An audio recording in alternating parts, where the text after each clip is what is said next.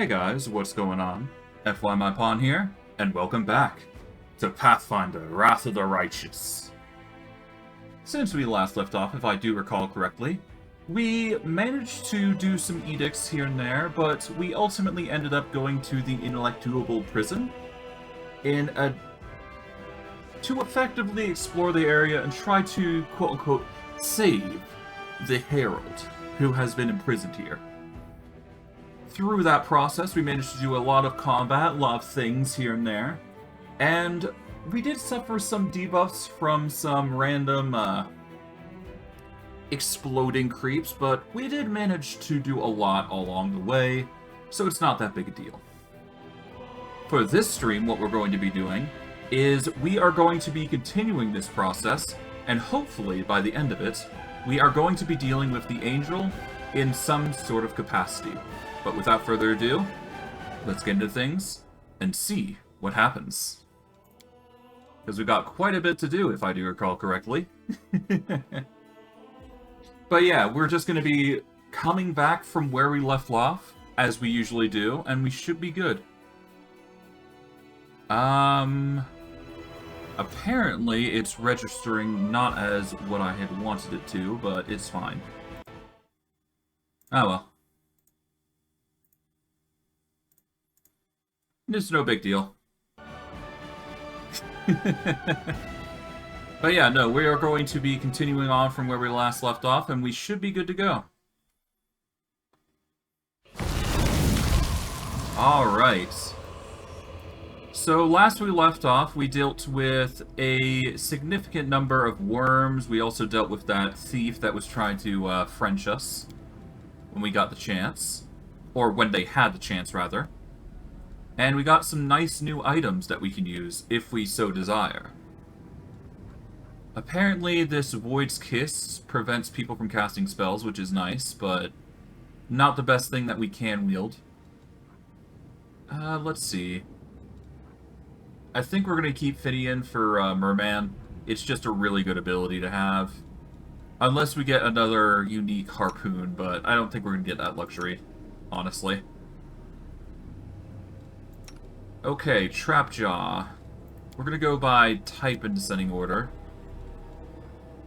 Here we go. We got some Bardishes, and we got Glaives.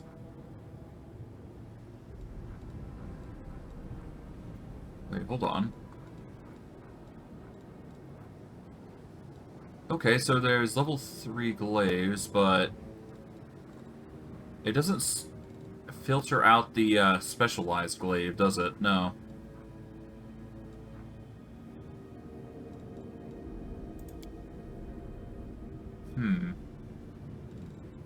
Let's go by weight. Maybe that'll help. Yeah, the weight organizes rather easily. Okay, so the only good thing we have here is the Mutilated Angel. And comparatively, we've got Soul Shear, which is a two-handed weapon with 6 to 15. It's basically a +5 weapon already because of the stats it's got. But it has the special quality of summoning minions, I do believe. Yeah, when you kill a target with it, it summons a demon till the end of the fight. Depending on the hit die of the killed enemy, the summoned demon could be Bao, Marileth, or Balor. Cannot be wielded by lawful good characters, though. Okay, so we can use this still, and it does heal us every kill we get, apparently. Only one demon can be summoned per fight. We are currently summoning Marilith, I believe, so by the time we... Well, I think we should be summoning Balors at this point, shouldn't we? Depending on the... Oh, it's dependent on the hit die of the enemy, specifically. But I could summon Balors in. Oh god. Okay, that's interesting. Good to know, good to know. For now, though, I think it's high time we do a rest here. Mainly because, well, we're going to need to bring back Bismuth, obviously. We're going to not rest for the recommended period. We're just going to get a nice covering. We should be good. This will at least give us a chance to buff up and prepare for whatever we come across. Here we go. Okay, let's reorganize and beef up. Okay, we're going to start with that. And now we're going to do the buffing, as we usually do.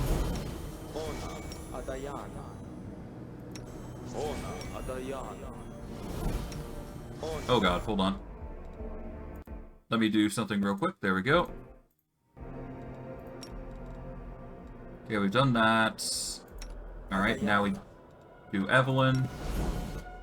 We don't need to do Skeletor, but we will do the Skeletal Executioner and Bismuth. Alright, we're gonna do good for most everybody, except for Trapjaw, maybe? I'm losing my temper. You know what? Let's just give everybody the alignment good quality. Might as well, right?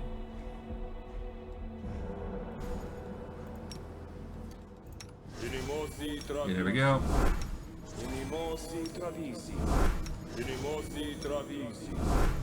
Executioner and Bismuth. Let's give aid to Trapjaw. Effortless armor. Fine traps. Bark skin. Now the resists come in. 3, 4, and 5. Archon's aura. Now we do magical vestment, armor, and shield. Now we do protections from all elements here. 3, 4, 5. Then we do freedom of movement. Okay. This guy's got freedom of movement, I believe, already. At least I think. Actually, hold on. Do we have freedom of movement here?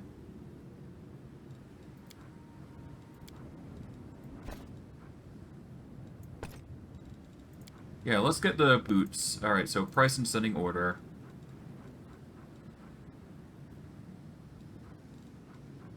No, let's go type in sending order. There we go. Now we can figure out where boots are. Yeah, there we go. That'll grant the freedom of movement buff back. Because apparently that was disabled. Okay, we cast freedom of movement on ourselves. Okay, let's cast on Beastman. And then Evelyn. Now we do the life bubble antics. 3,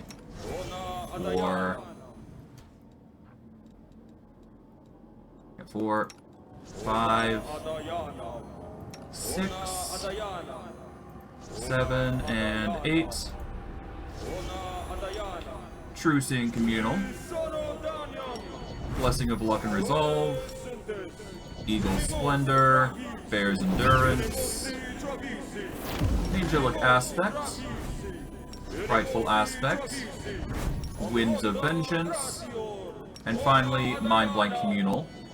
We throw down a change staff here, because we get a summon here as a result. Boom. And that's going to last for 24 hours, I would assume. So, never hurts to have more of those. Okay, remove sickness comes in.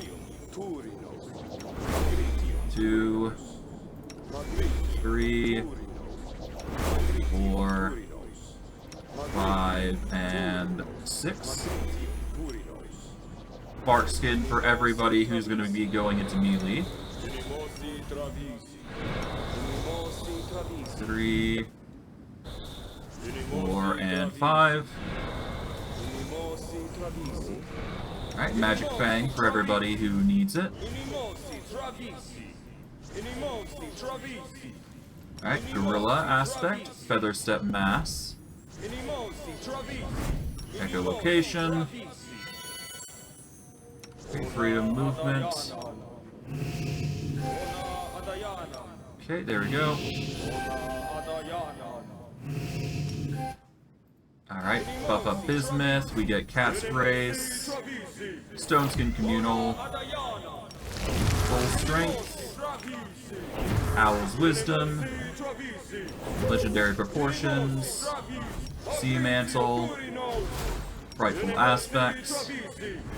And before we go any further, we're going to see if there's anything we can equip here that's going to make us even better. Probably not, but it never hurts to check. Let's see.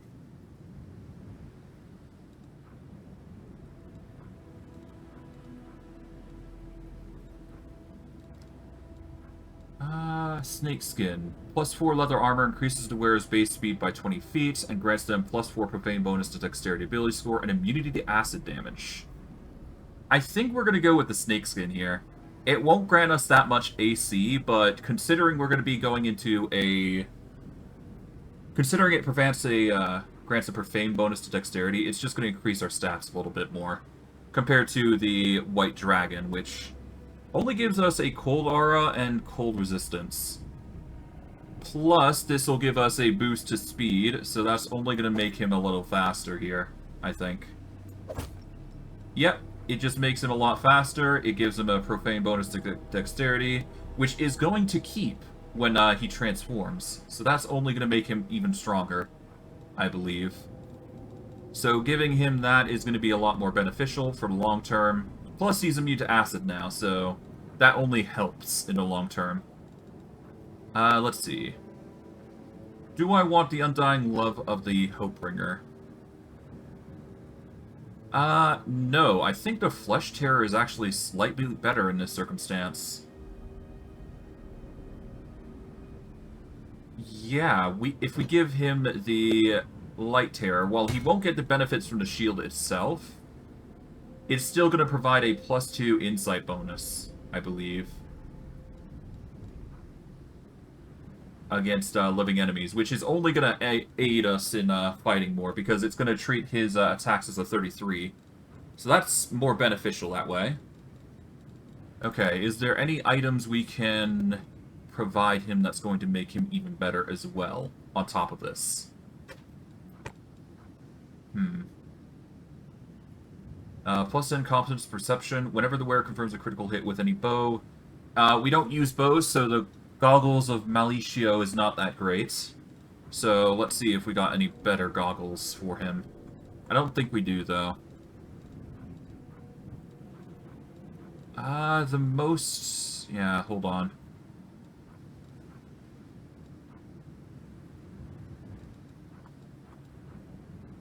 Yeah, no, the only thing we got is Lens of Prolonged Gaze, which is not going to help us. We got the Cloak of Blood Scent versus anything else, really. Yeah, we should be fine, to be honest, with that. We could get a Cloak of Resistance, but, yeah. I like the Cloak of Blood Scent because it adds the +2 to attack and damage rolls against wounded enemies. Which is an additional +2 on top of the +2 we're getting from Flesh Terror, which is pretty nice. Triclops. Right. We have a... Well, actually, hold on. Is there anything else that we can swap out? Half of the pair is pretty good for us, so we're going to keep that.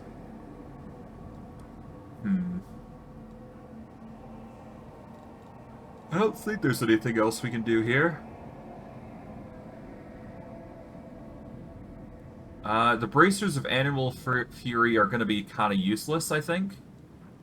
Because they only provided a bonus on an enchantment bonus on attack and damage rolls whenever you're polymorphed. And that's kind of useless when we got a enchantment bonus already with the...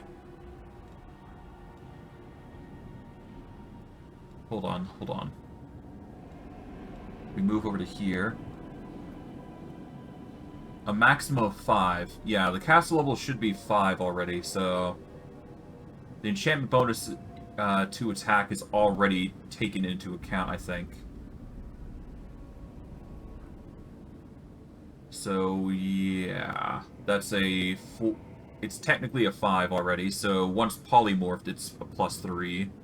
So I think we can remove the bracers and get something better. As for what, we could... Braces of armor would count as mage, a stronger mage armor for Beastman.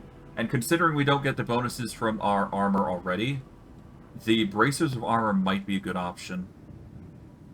Alternatively, I could go for things like bracers of abrupt assault, which will give an additional d6 to attacks, or an additional d6 to damage, which is pretty nice.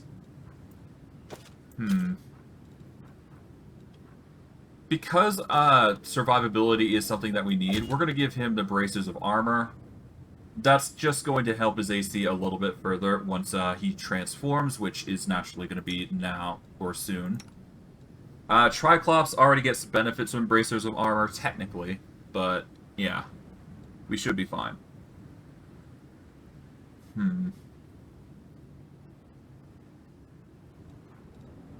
Okay, weapons, let's see. Is there anything better than Frost Embrace? Not really, is there?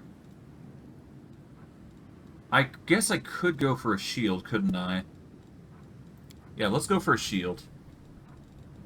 As of right now, he can't wield any shields, which sucks. So that is not an option for us. Let's see, Royal Messenger Chain Shirt, we're going to keep that, I think. Shroud of Eternal Hunger.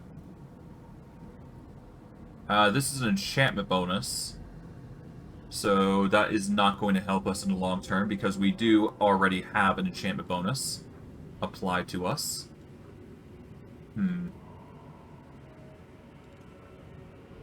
Let's see. Immunity to critical hits would be bad. At the cost of some constitution, that's not bad. Shroud of Eternal Hunger is not that great in the long term. Probably good if I don't have as many buffs, though.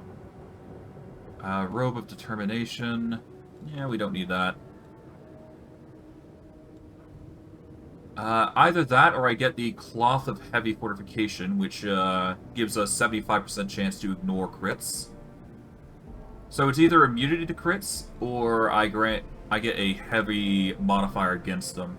I'm gonna go for the heavy modifier against them, against critical hits in general. That's just gonna help us in the long term. Yeah, heavy fortification, if I recall correctly, is a 75% chance to ignore crits. So that's really beneficial. We've got this. Honestly, I'm fine with nausea at this point. We can resist it enough. I think we just go for the resistance to crits, which is going to be a priority here.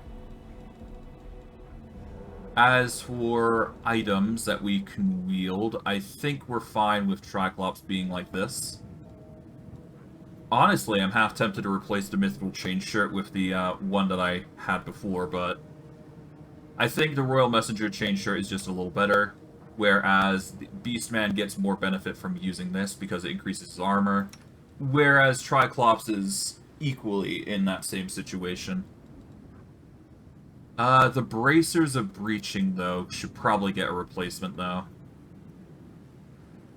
Trickery. I think we already get Trickery, but just in case we don't, I guess I can wield the Abrupt Onslaught, which is an additional damage buffer. Rascal Goggles gives a Perception and Trickery already.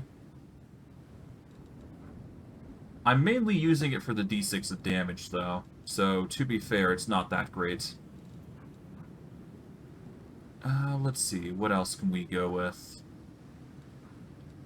Not really much, so we're just going to keep to that. It might conflict, but the d6 of damage is always nice. Considering we're dealing with unarmed attacks, after all, so it's just going to make him even better. Which is the best idea.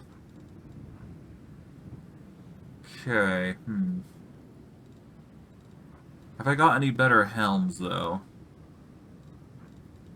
Aside from initiative boosters, not really.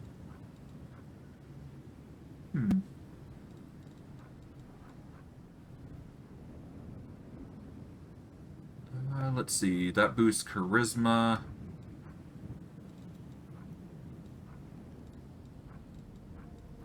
Yeah, no, we're fine on what we got here. Hold on. This helmet grants its wearer a +5 to saving throws against spells of the Illusion School and a +2 insight to AC. Clear Vision would actually be a pretty good armor piece, wouldn't it?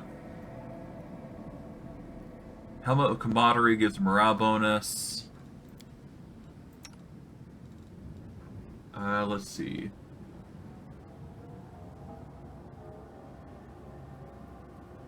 +2 AC while in wild shape. We don't actually go into wild shape, do we? So that's actually pretty useless. So we're going to go into Clear Vision here. That's going to give even more AC to Beastman. We are still going to need a Charisma boost beyond the Blazing Crown, but we'll keep it for now.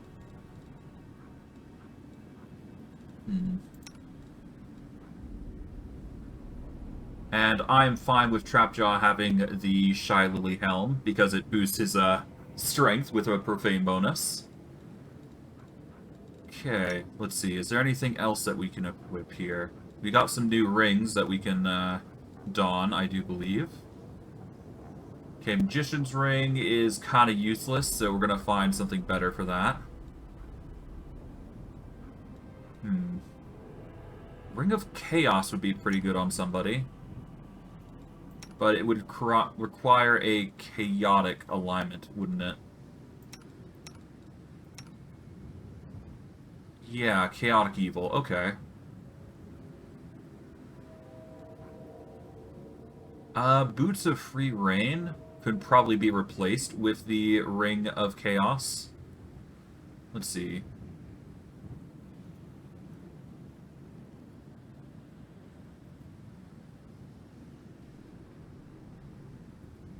Okay, if I use... Alright, so if I give the a Ring of Chaos here, then it's going to give freedom movement. Yeah, it's okay. The only two chaotic characters we got is Skeletor and Trapjaw. So they're the only two who can benefit from it. I think going with replacing the Ring of Sacred Touch for freedom movement is just better. Yeah, because we don't... Hold on. That deals an additional d6, so that's not good enough. God, we got a lot of stuff, though. Okay, what about the Magician's Ring? Is there anything that we can use to replace this?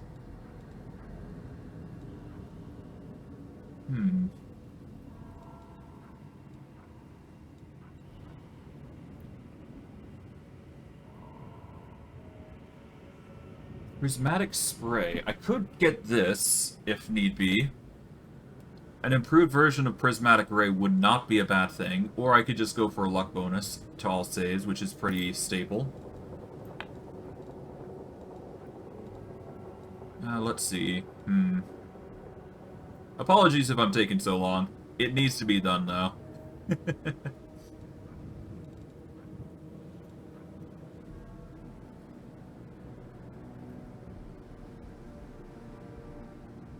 Let's see. Whenever the wearer lands a hit against an undamaged enemy, it grants all companions +3 to damage rolls for 1 round. And Ring of Deadly Swings, +2 competence bonus on attack rolls with throwing axes, darts, and javelins. You know what? Ring of the Guiding Star seems pretty good. Yeah, let's replace that with the Magician's Ring, because that's going to give a +4 to initiative. In addition, it's going to give everybody bonus damage if they attack an enemy, which is going to be nice. Okay, Ring of Evasion is fine. I think we're good with most gear here beyond that. Okay. Trapjaw, I think you're fine as is.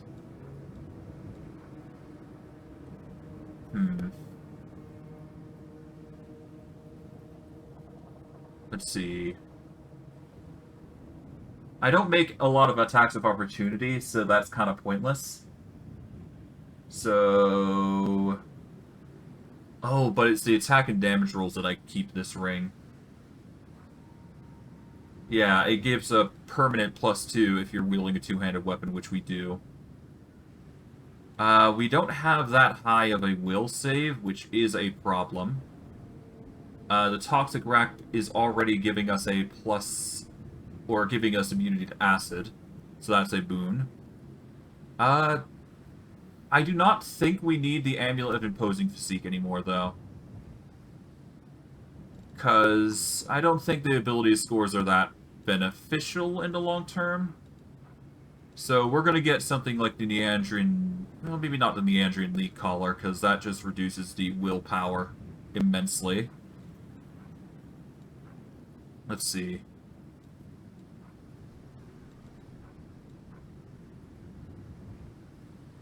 Amulet of Combat Awareness gives +3 to Initiative and Reflex. Yeah, it's not that good. We need something for willpower, if possible.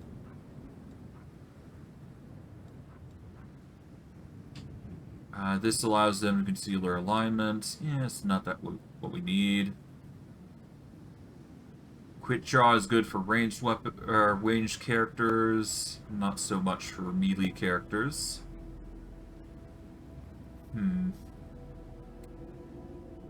I think the amulet is just way better in general. It gives a boost to initiative, gives a boost to reflex saves. It's pretty good. Although, that said, I'm going to need a Ring of Evasion then, in that case. So we're going to go with the Combat Awareness here. The Ring of Devastating Will. I'm going to swap the Ring of Helpless Will to a Ring of Evasion. Actually, hold on.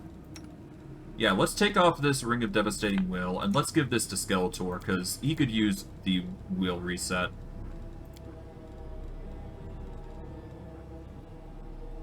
Okay.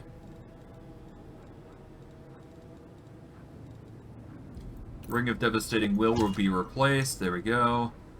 And Trapjaw, we're going to need to get you another ring. I think in general, just getting a Ring of Luck might be a good option here. Ring of Chaos is tempting, but not required. Let's see.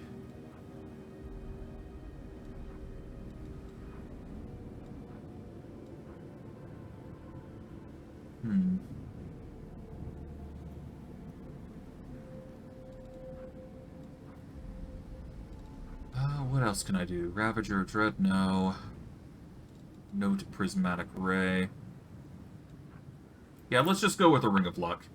It's not a great choice, but it will boost his saves to some extent, which is an important factor that we need to keep in account.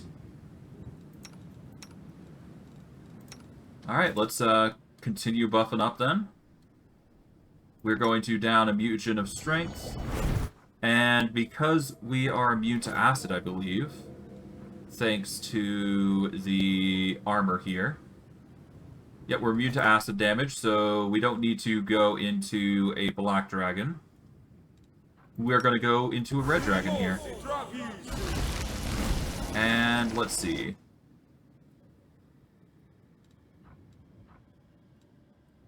Okay, we naturally get a Frightful Presence because of it. And we've got a high... We got high buffs. Adventures await. Okay, we're gonna Mage Armor here. Shield. Expeditious Retreat. Mirror Image. Effortless Armor. And we're gonna down a Vial here. And follow up with Dragonkind Tier 2. No one stands in my way. We down a Mutagen of Strength. All this waiting. The road calls me. From there, we use Mage Armor here on Evelyn. Skeletor. We use one on the Treant because Beastman no longer needs it. Alright, Bismuth. There we go. Find Traps. Delay Poison Communal. Death Ward for everybody.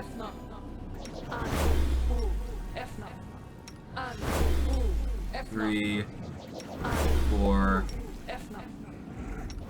5, 6, 7, and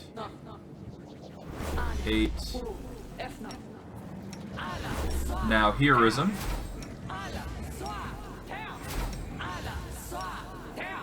3, 4, 5, 6, 7, and 8. Ice body. Foresight. 2, 3, 4, 5, and 6. Alright, now we activate that. And while that's going on, Mortal in this world. let's begin. Alright, give everybody blur. 3, 4, 5, and 6. 7, 8. Mirror image. Now we do primary weapon here. Primary weapon. Finally, primary weapon. There we go. Protection from arrows communal.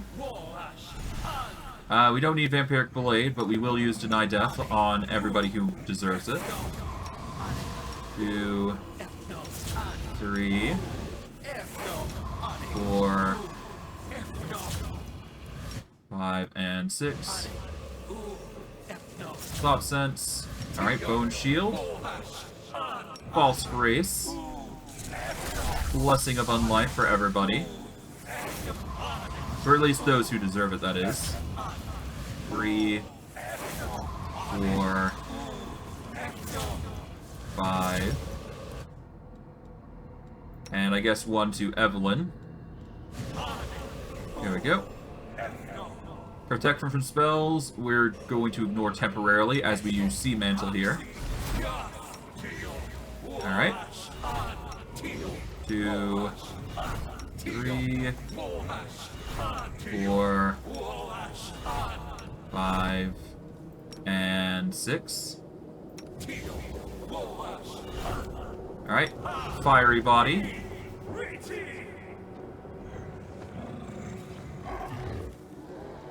Alright. Now we use Sense Vitals here. Okay, once that's cast, we can then cast Haste. Oh, no wait, hold on. We are not even going to use Haste. No, we're going to use Displacement here.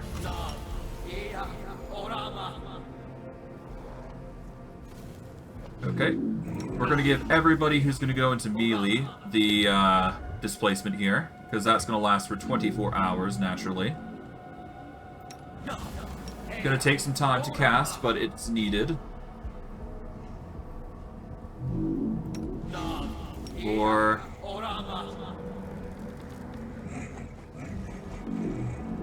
Okay, now we cast Displacement on the Executioner and the Bismuth.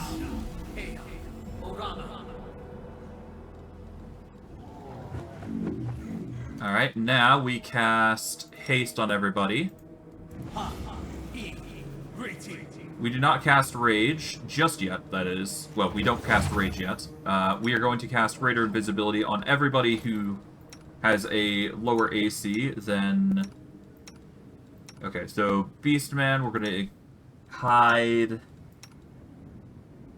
Okay, yeah, no, Skeletor is doing pretty well on the AC front. Let's see. Skeleton Executioner is going to need it, as well as Bismuth. Well, honestly, Bismuth is actually doing really well. Honestly, I'm half tempted to replace Merman as the tank and just revamp his build. Because honestly, while he has been nice as a cleric, I think he might do better in damage. Besides, we got Evelyn here, so I might have to change up Merman to some extent, but that's fine. I'm losing my temper. Okay, we're going to activate Eyes of the Badok, naturally. We are going to go with Greater Invisibility on everybody who doesn't need to be revealed. We're gonna go with Invisibility on Beastman, Trapjaw, Evelyn, Skeletor, naturally. Okay, invisibility there.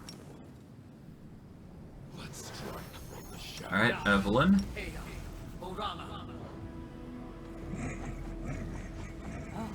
Alright, now Skeletor. We then do the Skeletal Executioner here. And finally, we do Bismuth, I guess. Because his AC is pretty... Yeah, Bismuth's AC is pretty good, actually, now that I think about it. He's got an insane AC. Oh well, it's not a big deal. If he's invisible, it only makes him even better, so... Whereas... Merman gets most of his benefits when everybody's together with him.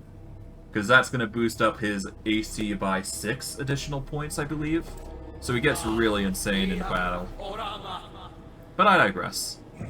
The point is that we're pretty buffed up at this point. I don't think we need to do anything else. We are hasted already, so we're good there. Alright. I think I'm satisfied with these results. Anything else that I need to worry about? I don't think we do. Alright, let's get going. Okay, we save here.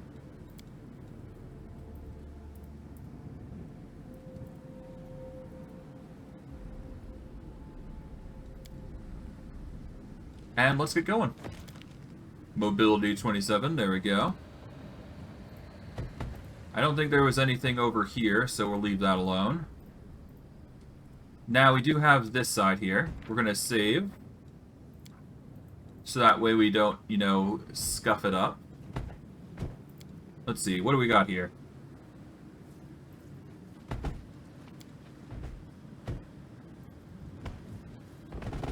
Okay, a mobility of 35. What is our mobility? Let's figure that out first. Okay, we've got a mobility of 24. Yeah, no, we have a horrible mobility, apparently. Somehow managed to make it all the same, though, so that's good.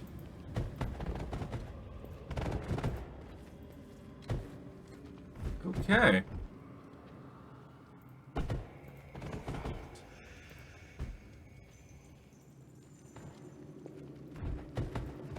Let's get going, then. I don't think there was anything else worth noting around here, unless I'm mistaken, in which case, there we go. There is this, but we can worry about that in a moment. Okay, well, let's save here, because I don't know what we're going to run into here.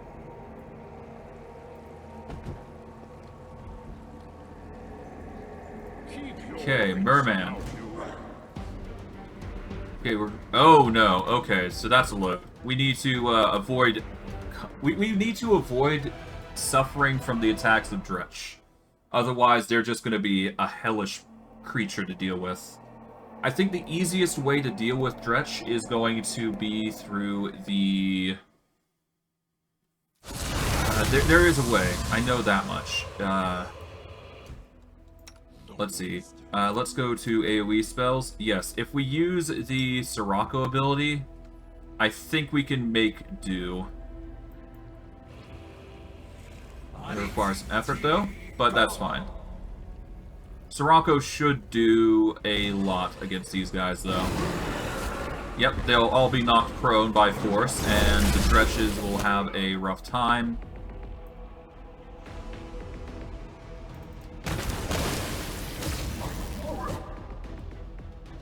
Yeah, no, that's not going to stop it. Okay, so maybe do a load here. I think we got a better chance at just dealing enough damage to KO all of them. That's just a better solution here. As for the reason I'm going through this gimmick, it's because they have the ability to dispel They have the ability to dispel literally everything that you do, so... It's not a fun experience. You're better off just killing all of them if you can.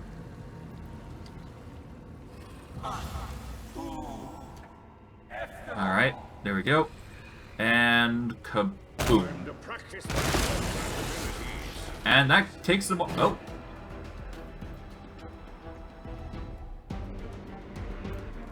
Okay, so we're gonna get Bismuth in there, but everybody else... Well, no, let's...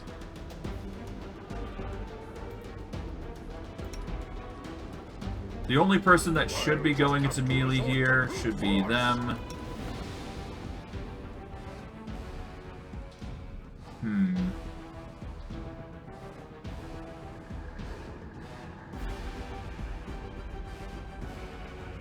Yeah, let me just quickly show you guys what's going on here.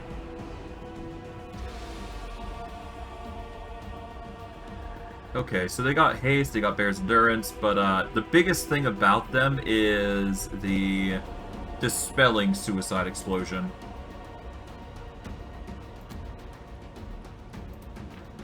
They can basically go about dispelling everybody in an explosive radius, which is not fun.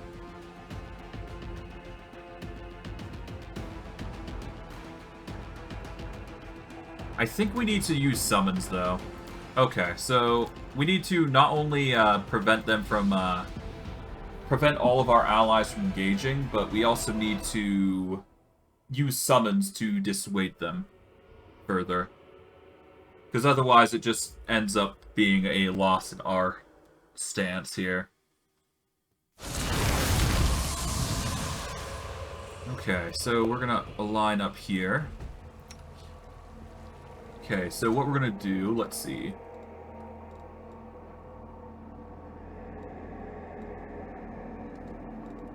I think what we do here is we summon some... Well, first let's get the summons. Let's start with there. How about that?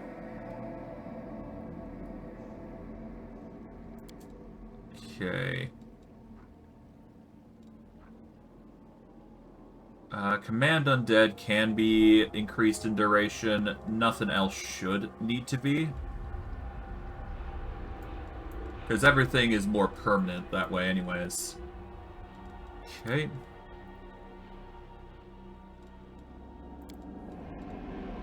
Okay, so animate dead should be normal. Yeah, this animate dead's a bit too wonky, so we're not going to do that. Let's go with the extended persistent version. There we go. This is the extended version. Do we want to extend the animate dead here? I mean, it will help with duration, so we'll keep that there.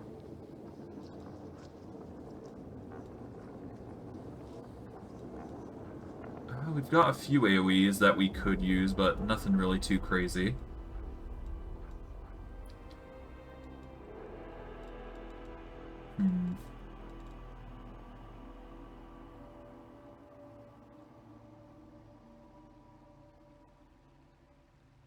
You know what? I got a better idea.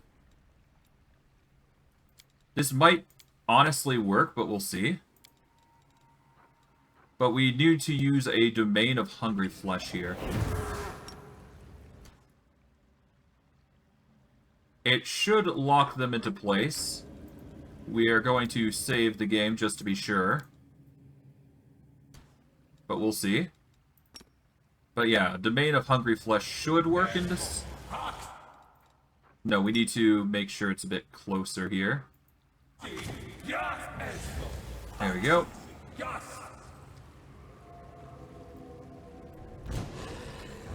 Alright, now that we've done this, we back up. And they should... Nope.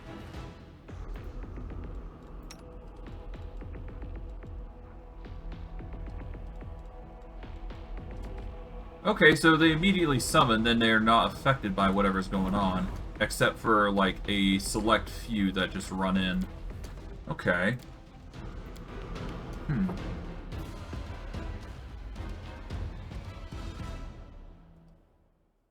So I will need summons then. Okay. Apologies if I'm overthinking this, I just don't want to lose all my buffs from my allies. That's all that's really going on here. Okay, in that case, what we need to do is...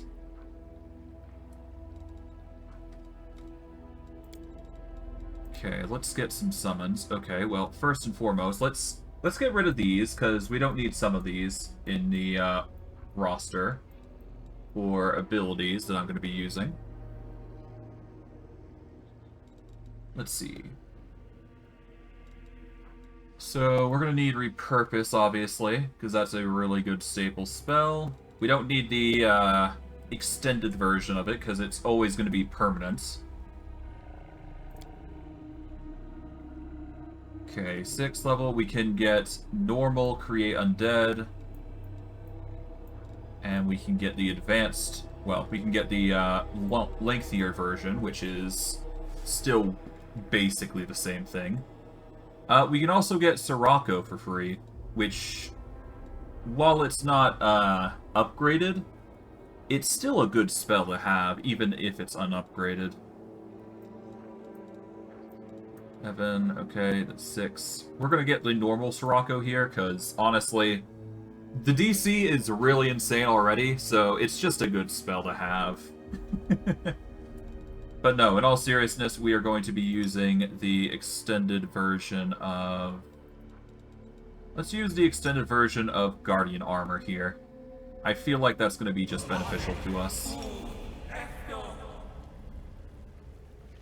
We're going to make one summon here, and we're going to make some undead here of Animate. Variety. Here we go.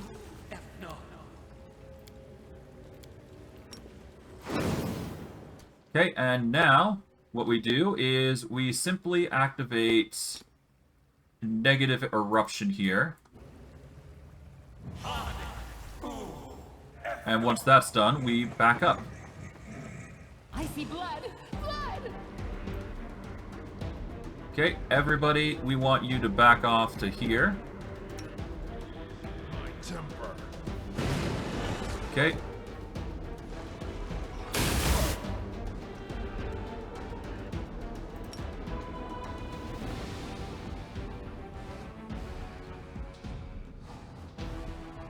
Oh, was that not enough to take him out? Oh god.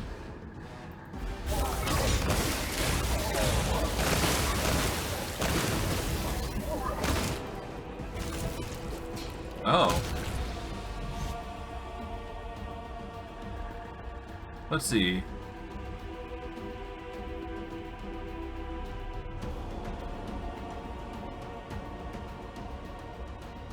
Oh, I guess they're all gone, huh? I don't think I lost anything from that, actually. Oh god. Here comes the next wave.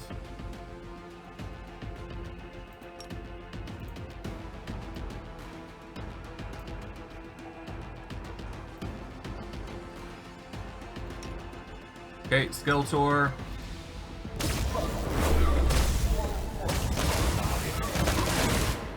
Oh, the dispelling thing came in. Okay, so now that's a load. Okay. Okay, so summons do not work in this case. Okay. Well, that's fine. I think we just have to kill them as fast as possible. Otherwise, they will, you know, explode and cause trouble. I think that's the only real thing you can do. Because they start to focus on targets, don't they? Okay, we're gonna move you guys all the way over here. Gonna have Skeletor go over here. And I think, honestly, we need to get Evelyn here as well. So that way she can use her AoE as well. So we're basically going to double down here. Okay, so Evelyn's going to cast this here. Whereas Skeletor is going to cast this here. None shall escape! Okay.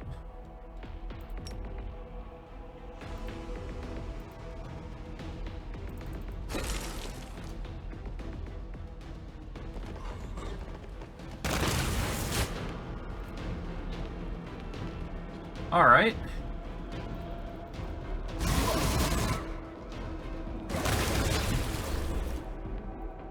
And now, Skeletor will activate this.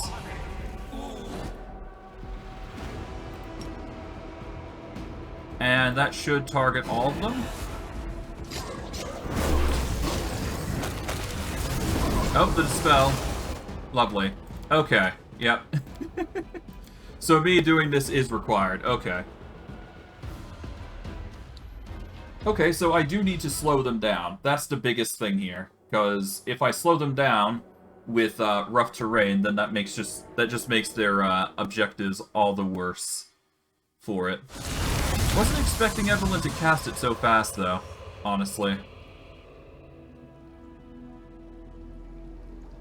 Okay, we are going to move you guys all the way back to here for now.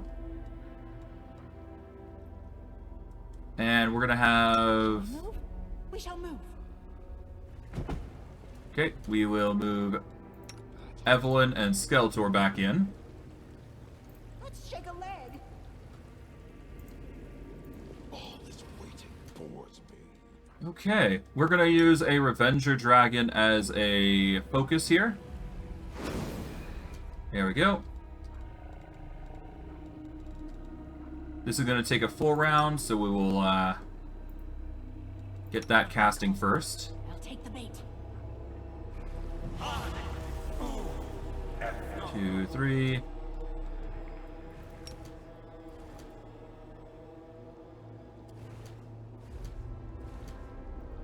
None shall escape. There we go. Alright, there we go. Back up. Now, Skeletor can activate a standard action ability, I believe. Alright, Feast of Blood. Yeah, we're going to do Feast of Blood here. That's going to target everybody there. We're going to make sure it's maximized, obviously, so there we go.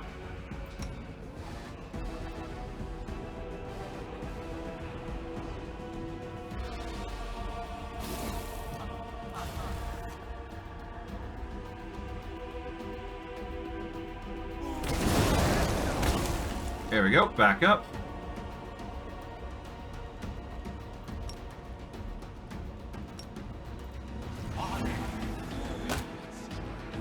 There we go. Nice. That works. That prevents us from getting debuffed to high hell, so it was a required effort, but a good effort all the same. Oh, man. That is how you, fight creatively, putting it lightly. Did we lose any debuffs? I don't think we did, so that's good. Alright, let's pick the lock and let's destroy this swarm, I guess. The corpse looks as if it exploded from the inside. All the entrails have been eaten away, and the flesh is covered with oily mucus. We'll deal with the tick swarm here.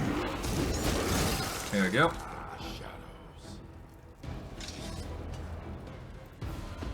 Alright, what's in here? An insane prisoner. And appears to be loot as well, so... pry this open. He's scattered his damn riddles everywhere. Bait for the thieves like us. We found one right after we got out of the rat tunnel. We were fools. Okay, we grab those, though. And we move on. Okay, but we did get some Galu stuff, so that's nice. We will pick the lock here to see what we get here. Cool. Got some loot here, not bad. Got some cell swords, apparently. Okay, let's pick this door open. We got another Scroll of Sea Mantle, that's pretty cool. Nothing too crazy beyond that, though. Alright, pick this door. Oh, the cell swords are a bit angry at us, but that's fine. Let him be angry. It's not gonna stop us from taking him out. Alright, nice. Take those. And let's see what we got here. Nothing too crazy. Cool. Alright. I think we've got boulders to look forward to here. Bloody writing on this body reads, "Commander, my death is on your conscience." Sure, sure. Okay, we're gonna save here. We're gonna go through to this room. You have come here uninvited, mortal. But I'll pardon your audacity for the sake of the reward Baphomet will grant me for prevailing over you. He may honor me by making me his archpriestess, and by delivering into my hands the one who currently holds that position, the lovely Arilu Vorlesh. Oh, I'll do to her body. Aponovicius wills herself to rid her eyes of the wistful glint. Take a good look at what awaits you. These poor things thought themselves great fighters, but now they're just dolls in my hands, marvelous trophies. Some are still alive. Once I'm done with your transformation, you could even exchange stories of your downfall. Come here. I'll be gentle. Wouldn't want to ruin your beautiful pelt. Where are you holding the hand of the inheritor? In a place from which there is no escape. In the heart of the prison. There's a cell for special guests. Not for you, Critter. I'm sorry. You'll be confined in these chambers, but don't worry. I can entertain you just as well as our Lord's finest executioners. You'll become a decoration yourself, monster. Aponovicius draws her swords. Let's our games begin. I hereby dedicate the first wound I inflict on you to the Lord of Beasts, and all the others to my own pleasure and nothing else. Time to practice my combat abilities. Okay. Sure. I mean, I think I can handle this. Yeah, you aren't that scary, to be honest. If I corrupt her, I can reduce her AC by a significant margin, so... yeah, let's just do so. It's not like she can resist the effects of corrupt magic, so... she's about to have a rough time. Alright, ready, steady... boom. No chance! And to that end, we got a unidentified helmet, which is the Warden's Circlet, which grants a... which is a mental perfection headband of tier +4, which summons 2 Labyrinth Demodan Destroyers to fight on their side for 2 minutes. In addition to that, we got scimitars and we got the Warden's Key. Pretty cool.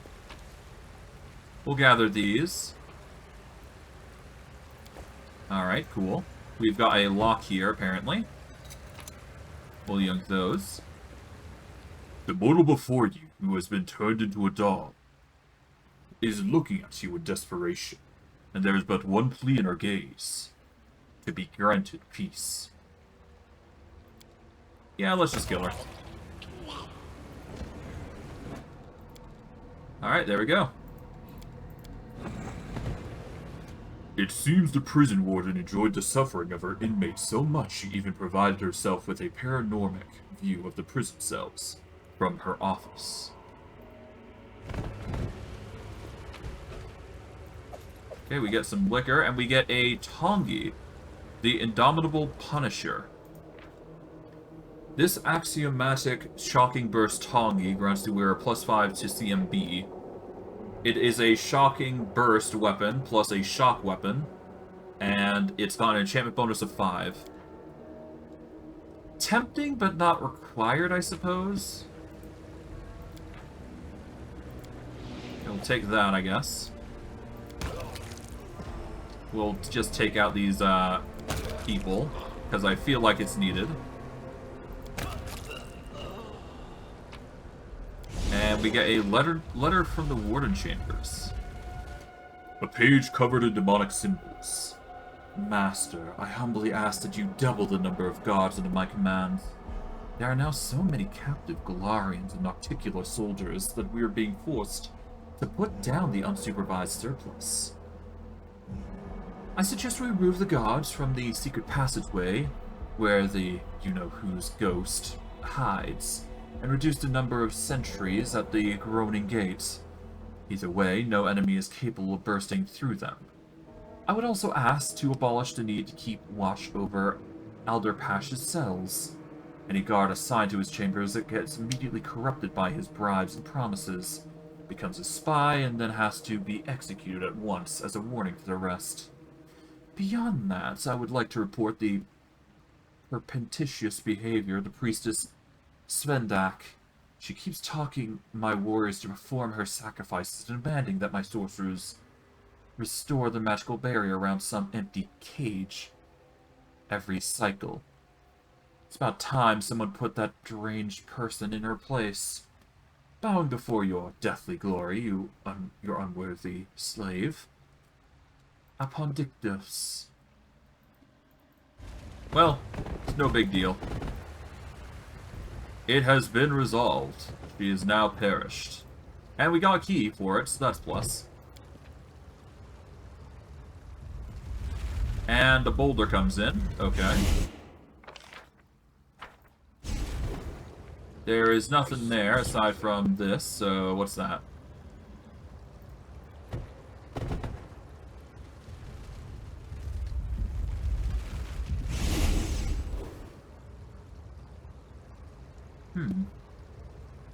Before we go any further... Well, maybe I do go a bit further. I might be able to unlock some of the areas here.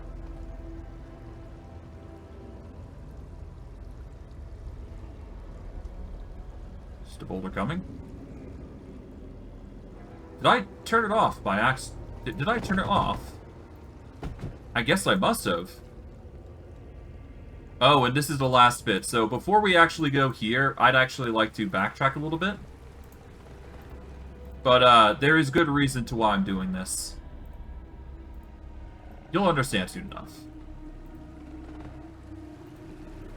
Okay, we're gonna slip past back here. And we're gonna go talk with the Tyrant, because we now have the key for it. For his shenanigans. Kinda wish there was a way to turn these things off, though.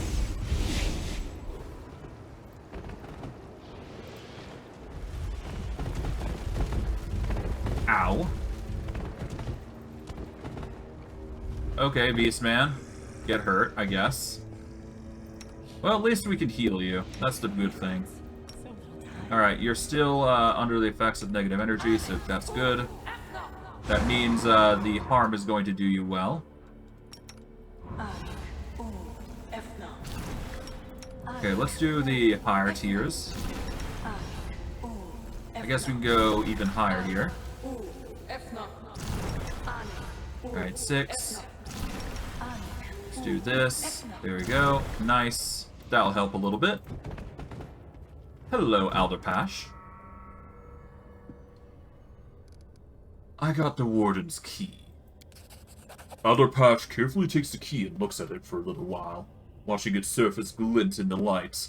Not sounding particularly confident, he says, Alright, my dear. Let's see if this works. Hey, there you go.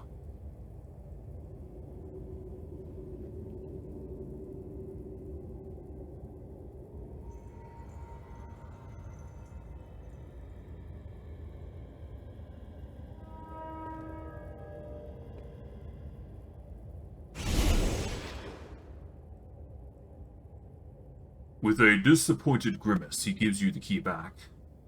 No luck, my dear. No matter how hard I try to turn the cursed thing and open the door, it won't budge.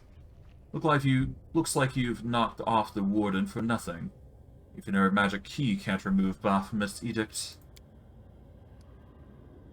After a mournful silence, Alderpash jerks his head up. But perhaps you have the strength to wrestle with the horn-headed will. Why not? You've stabbed him once before. Perhaps you'll come through this time too. Perform some miracle that can free me, and do away with his enchantments.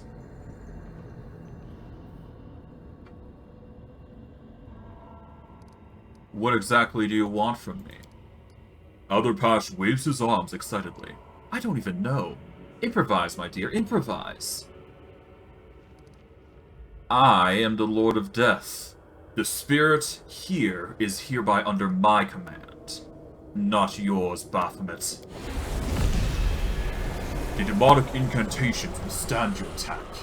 Here in the domain of the Lord of Beasts, in its very heart, there's only one master to be over both the living and the dead. Baphomet.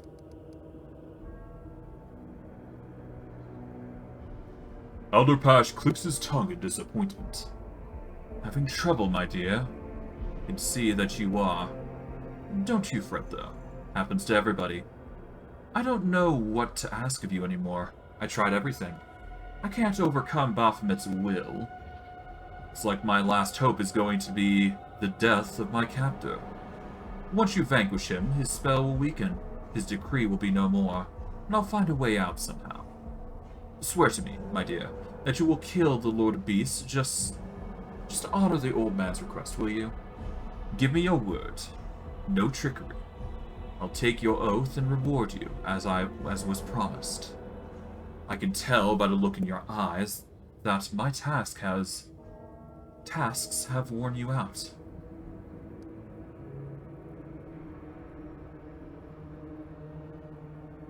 Why didn't it work?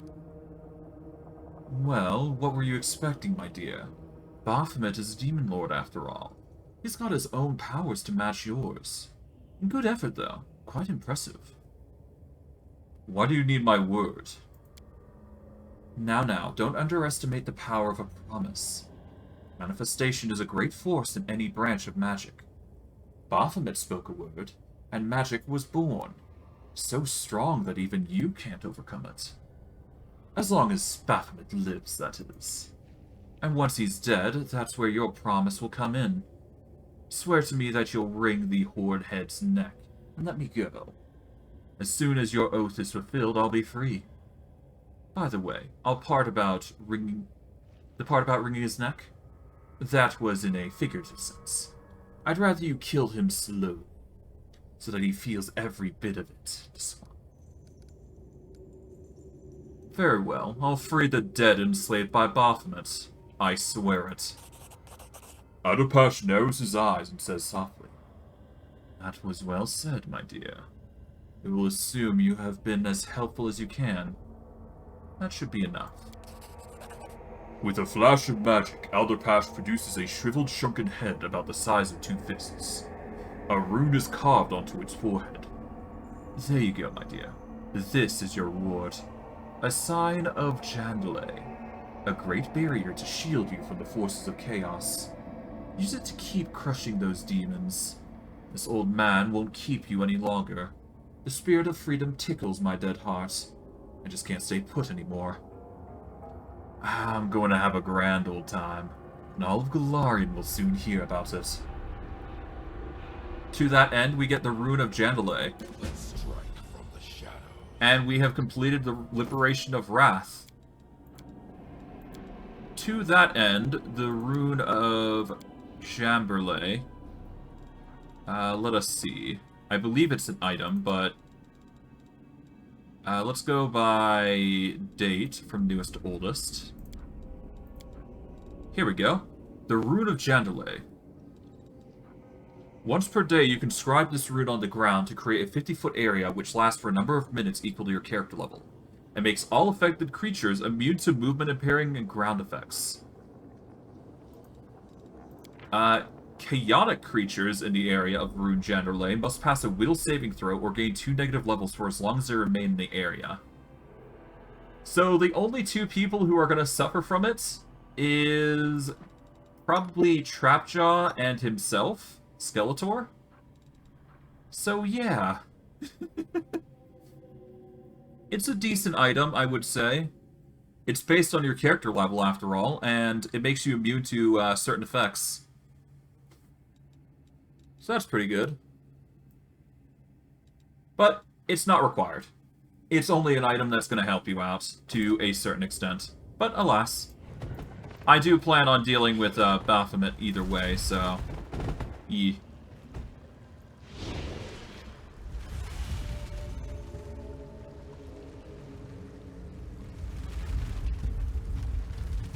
Alright.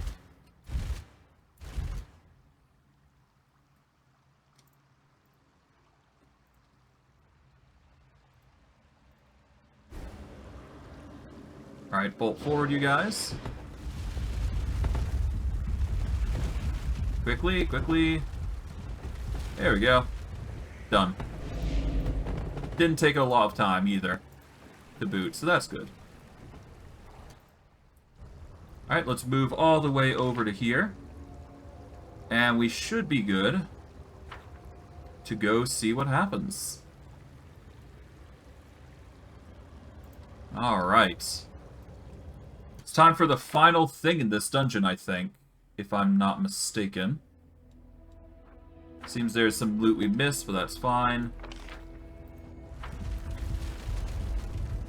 Yeah, it's nothing too concerning. We'll grab it on the way out, I guess. Alright. This should be the, this should be the fight, I think. Hello, hello, hello.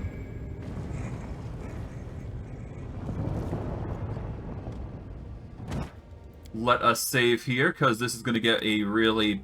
This is going to get a bit dicey here, I think.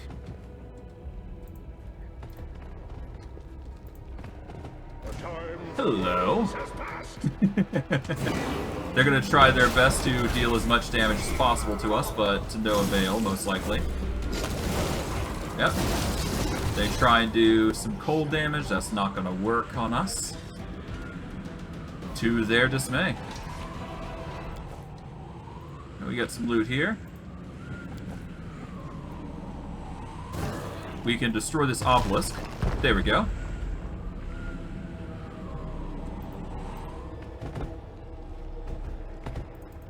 Okay, we've succeeded in that. There we go. Gather everybody up. Now let us save here. And let us begin. Let us awaken the magical circle. Oh, hello. The immense statue is watching you impassively. Its horned head suddenly leans forward and gives you a sly wink. It is not too late to kneel before me. If you admit here and now that you have no master other than me, I'll grant you permission to take your own life. Swiftly and painlessly. Shame it has come to this. I've enjoyed the answers you've given me, but... in Kolfir, you should have humbly asked for my patronage, instead of drawing your weapon. You lost your chance to become my servant, but fine. I will not kill you. Not today.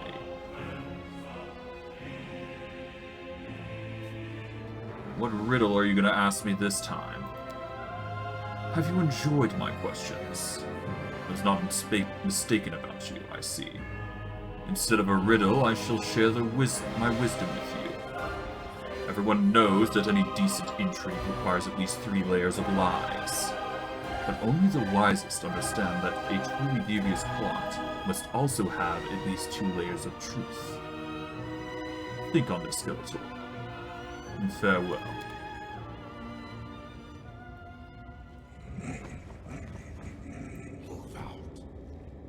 Well, I mean, yeah. If you can't... You need to play it smart when you when you're trying to lie, in general. It's something I'll have to explain at some point, but There is layers to lying, and if you're smart about it, you can probably play a well-faced lie if you're creative about it. But of course, that requires a lot of effort to boot, so yeah. For now, though, before we begin, we're going to take that off. We are going to quickly set up the... We need to set some things up, so give me a sec. Price in descending order. It's going to be the go-to here. Now, if I'm not mistaken, let's see.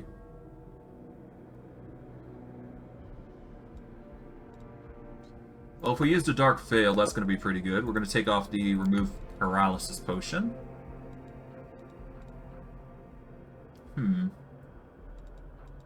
What else do we have? We can probably get that heart going as well. We've also got this Jarshalax.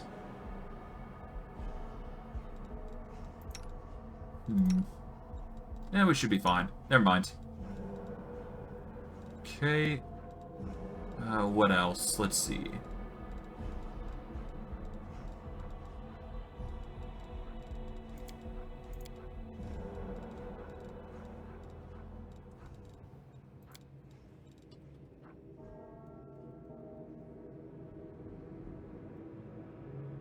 Yeah, I don't know. It's fine. Okay, we'll turn that off. I do believe we have the Heart of the Inheritor, and it's treated as a usable item, to my knowledge. But we'll see, we'll see.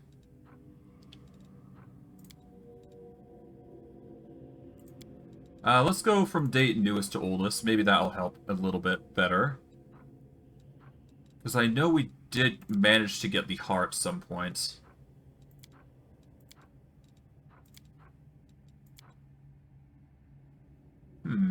I guess not. It's fine.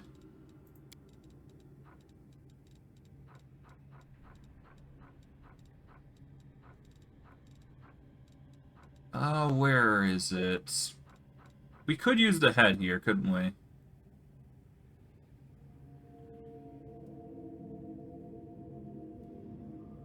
You can describe this rune. Okay, to create 50-foot area, which lasts for a number of minutes. Okay. Targets all creatures, though, so that's something to keep in mind. Ah, well. Let's begin. It's time to engage the threat of the Hand of the Inheritor. A tall shadow shifts towards you slightly. You see a familiar form, the familiar golden armor, but how much it's changed.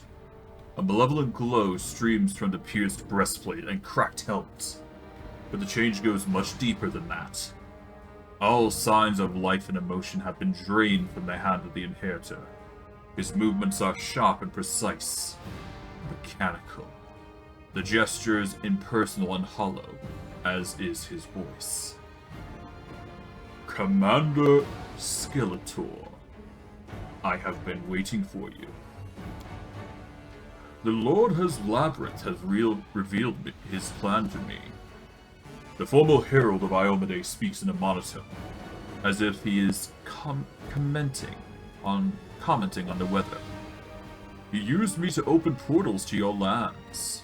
He said my soul reached out to you. I do not know why. Out of vengeance or as a plea for help, or perhaps merely out of habit. Baphomet told me you would come for me, and that he would prevail either way.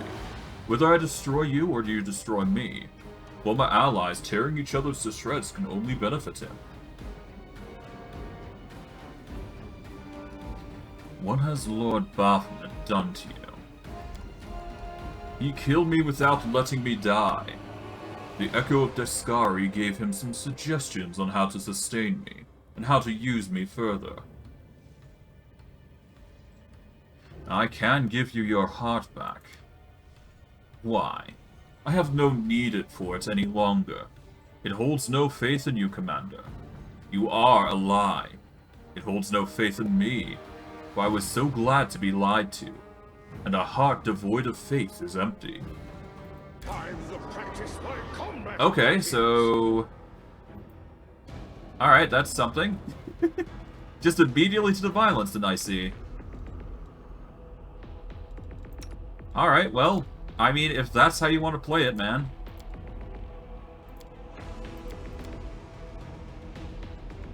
Okay, well, we're gonna go for the immediate paralysis, or try to go for the immediate paralysis here.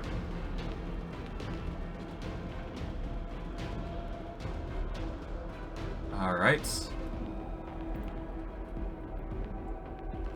We're gonna get you to go here. We're gonna get you to go here. We're gonna also rage there. There we go.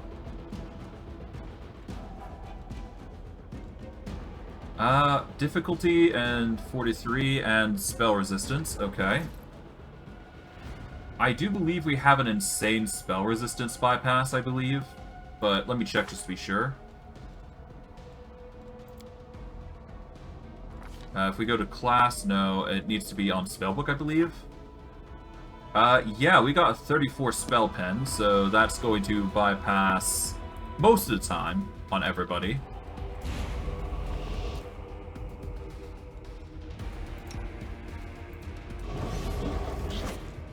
And we're gonna get Beastman to go over here. There we go. We're gonna get Triclops to go here. There we go. There we are. Violence.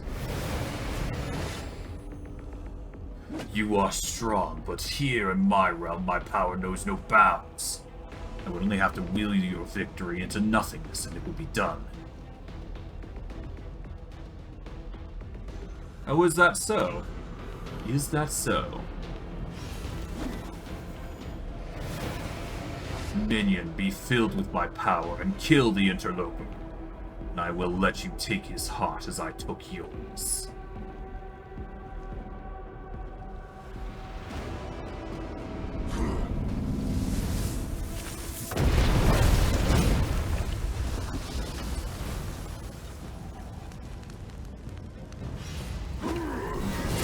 And yeah, they just remove all your buffs. Okay, immediately you're going to want to, yeah, no, they basically take most, if not all, your buffs, which is not a good thing. So the best you can do is Polymorph. Merman is going to activate Holy Aura here. Okay, we got Beastman who's transforming. We need to transform once more here. Okay. Trapjaw, we're going to activate True Strike here. Evelyn, we want you to be on...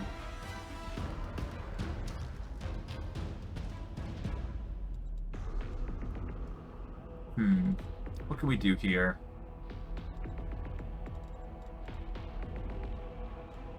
I guess Shield would be the best option here.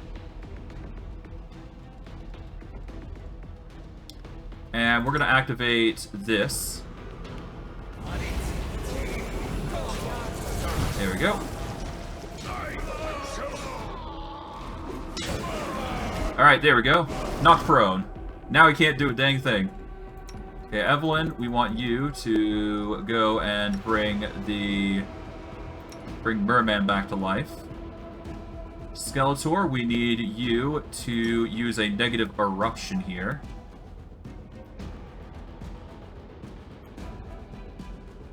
Well, actually, no. If I use negative eruption, it's not going to do much, so...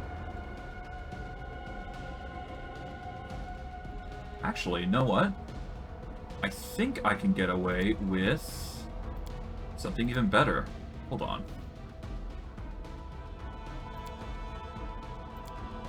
Let's see. Let's use repurpose here, actually.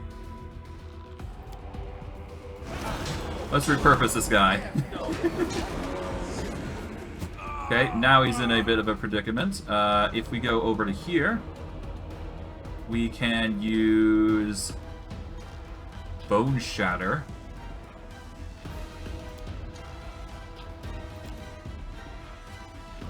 Okay, let's use Bone Shatter or Siphon Life. Siphon Life only has a limit of 10d6, that's fine. We're going to use Elemental Ambassador because that deals a lot of AoE, or it deals a lot of damage over time across the lot. There we go. We're going to try Bone Shatter because that will cause them to become exhausted or fatigued, depending on their luck. But he's going to be forced prone, period, so that's good. He stands no chance.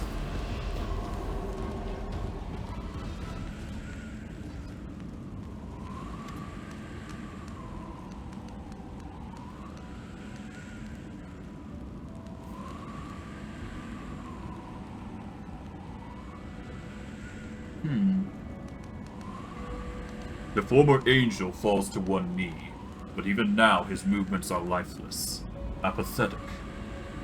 One who has no heart knows no pain. The end is near, as expected.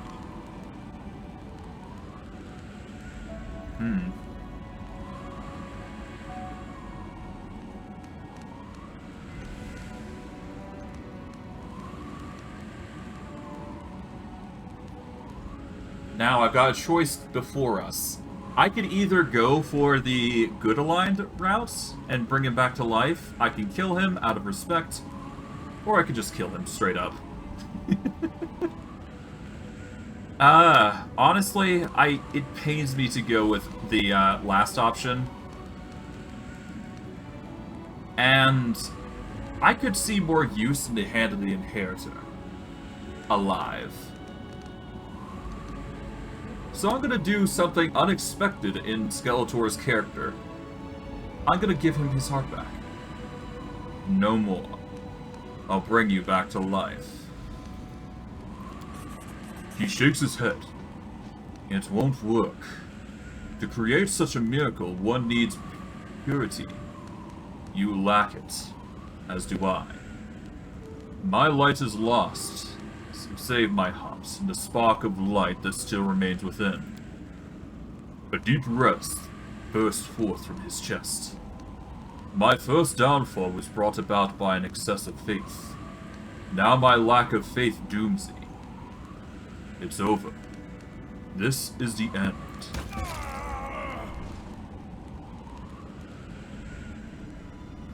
You feel a strong jolt in your back. Before you can think, your hand reaches inside and pulls out the angel's heart. The entire time that Iomede's warrior was bound by Baphomet's dark enchantments, the heart had been beating, preserving the life of the hand of the Inheritor. Now the angel is dead and his heart has finally gone still, but it still emanates a sense of the serene, pure, stalwart power that Iomede's heralds possess in life.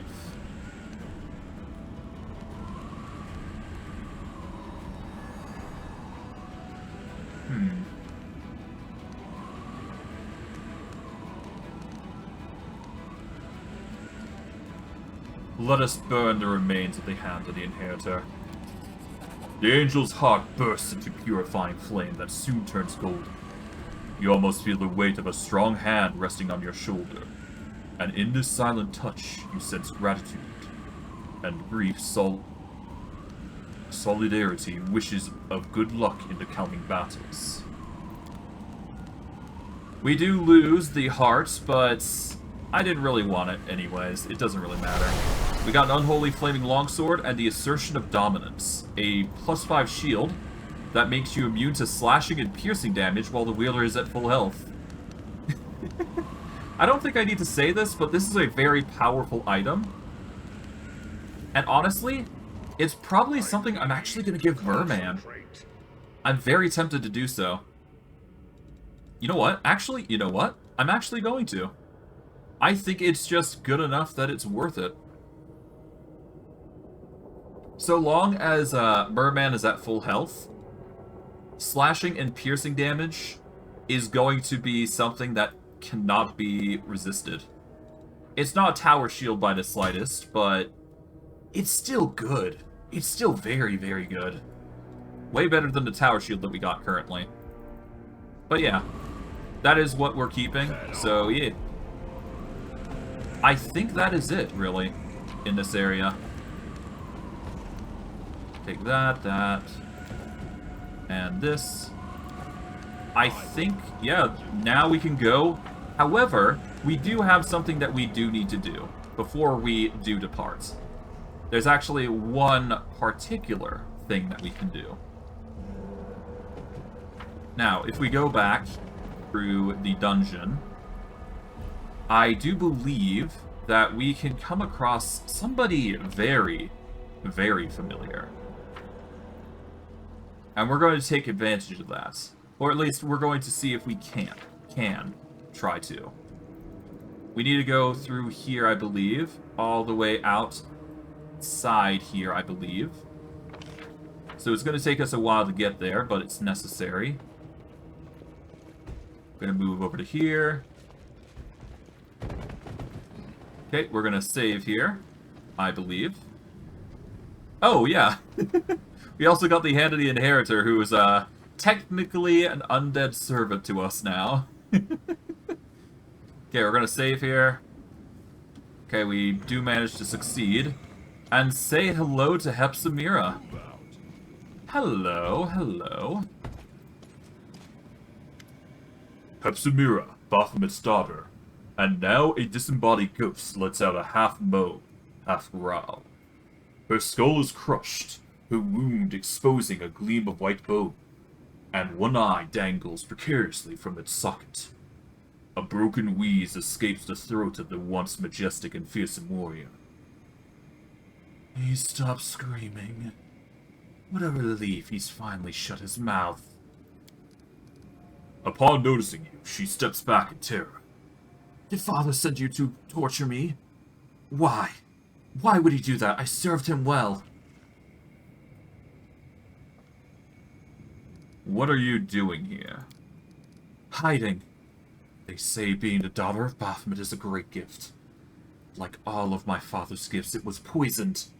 That poison is known as mortality. I'm a Nephilim, and unlike demons, I must share the fate of the most worthless minions of the Lord of Beasts. Upon death, the souls of all his slaves are bound here, and I'll remain in this torment forever. You don't look quite as proud and self-assured as before. She flinches as if from a blow, then whispers in a voice that sounds both defeated and hateful. All those pathetic wretches, the executioners and jailers that used to grovel to me, begging for my favor, and now they're getting even with me. They hound me and torment me. I'm hiding to avoid them. And a little while ago, they began torturing that lousy angel, your friend, screaming. When I heard his scream, it felt as if the ghostly flash were falling apart. And it hurt. You shouldn't have put your faith in your father. Hepzamirah gnashes her spectral teeth and nods. That old piece of trash turned his back on me. I'm the best of his brood. I sacrificed my own mother to him, then did so with 100 of my brothers and sisters. And this is how he repays me? Her voice trembles with hurt. When he made me his Archpriestess, he said that title would grant me protection of a rare kind. Every Archpriest of his Demon Lord may summon their master in their hour of need. The master must answer their call. They'll come, but they simply cannot refuse. Such is the power of the pact between the Demon Lord and their Archpriest. But my father came just to betray me. Why? I bet he was helping his new favorite, the one that took my place. Because that girl is Vorlesh is precious to him. I hate them. I hate them both. You will serve me now. Go to Dresden and wait for me in my ziggurat. Hepzamirah looks at you confused, and then an expression of wild, vengeful glee appears on her face. You wish to destroy my father, don't you? Then you won't find a more dependable associate from such a task. I swear my eternal loyalty to you. Just promise me one thing in return. You will dethrone my treacherous, wicked windbag of a sire. As is the plan. As is the plan. Okay, we're gonna save here, because we might just folly this. Come on. There we go. Good. Alright, now, is there any other secrets that I need to cover? I think there was one more that I needed to cover, which was over here. Yep. And we should be good to go at that point. I think I should be able to escape without needing to loot that little particular thing here. Whatever's going on there. Because last thing I want is to deal with is the chest, but I digress. Now, if I'm not mistaken, we've got a puzzle here, so give me a second. We need to check on something.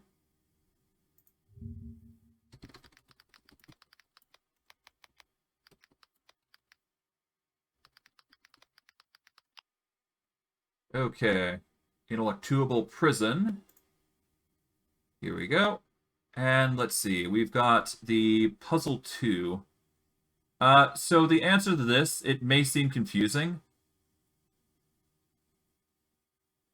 You need to do 1, 2, 3, 4. Okay, so 4, 3, 6, 5. Now, supposedly this will work, so give me a second while I save just to make sure.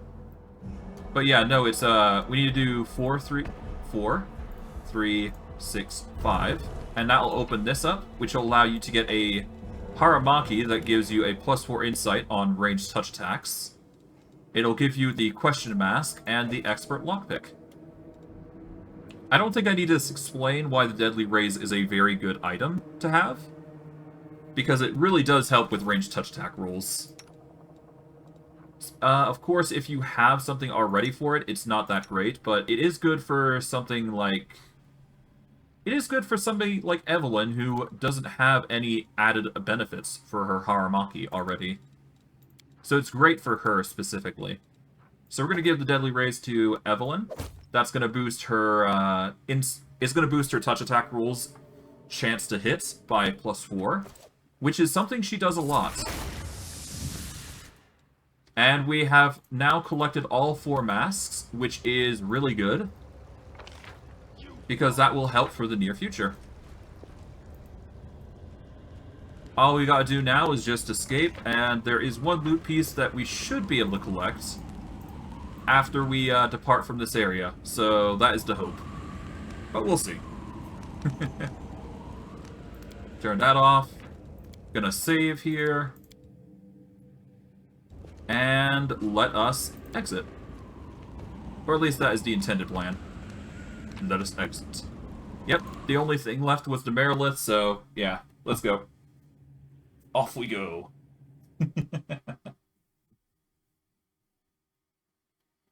Alright, but we have employed the service of Hepzamirah, or the daughter, essentially, of Baphomet. An interesting situation to be sure, but still something worth noting. Okay, I think there is a few other things that we can do here. Naturally, like, there's things like the Forgotten Secrets, there's the Bear Maw Shrine. We basically got a lot of stuff to cover, but it's no big deal. The only other thing that we gotta do is help Queen Galfrey. But I think we're gonna go north over to the Sinister Mansion at some point, but we got things to do, basically. Okay, we got Skeleton Creation. We're going to invest in that. Immediately, of course. Okay, let's see. Economy, no. Last Forces, no. We don't need to do really anything here, so that's fine. We go to the campaign next. We've got a lot of units here, don't we?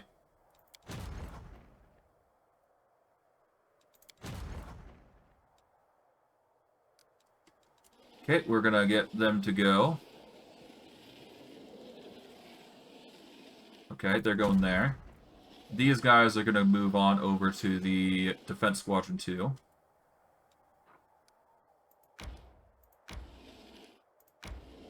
Okay. Drop them there, there we go.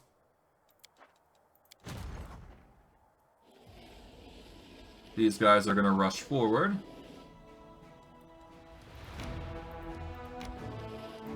There we go. Toss those clerics in there. There we go. You guys are going to be moving swiftly over.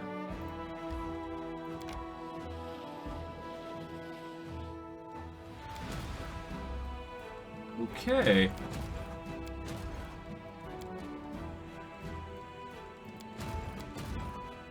Alright, defensive squadron is going to move up to here.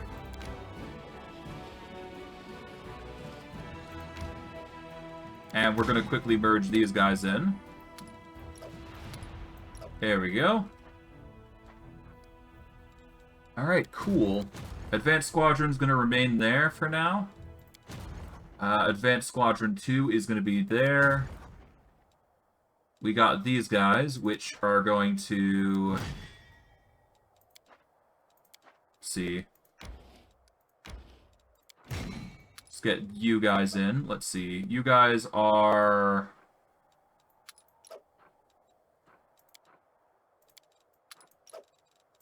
Just do that. There we go. Okay, you guys are melee units. Okay, so we just move you there. There we go. You guys are going to move into position, naturally. Defense Squadron 3 here is going to remain there. Okay, you are going to be moving all the way over to Tyrant's Keep as well. Well, honestly, I may just move them over to Treasonholm, to be honest. Nah, let's just move you over here for now. We'll have you stationed over at Wintersun. Why not? There we go. We'll have the Advanced Squadron here be stationed over in the Mammoth Wards instead. Advanced Squadron 3 will then go to Gloomy Gorge, I guess. Okay, Advanced Squadron 1 remains there. Do we have more recruitment that we can do? Yes, we can, but we're not going to. Alright, let's close it off and let's continue. Alright, as for where we are going, we can literally teleport anywhere. As for objectives, we're going to go open up our journal here. We just got to solve 4 puzzles, which is a chore in of its own right, but nothing too crazy. Let's see. We just need to find Queen Galfrey there. We've got Pharasma's Wrath, which we've already completed. Okay, we've put the Death Curse up. Okay, we've got to solve the riddles of the Nameless Ruins. We've collected the masks, so we're good there. Endgame. Develop all aspects of the Crusade to the maximum.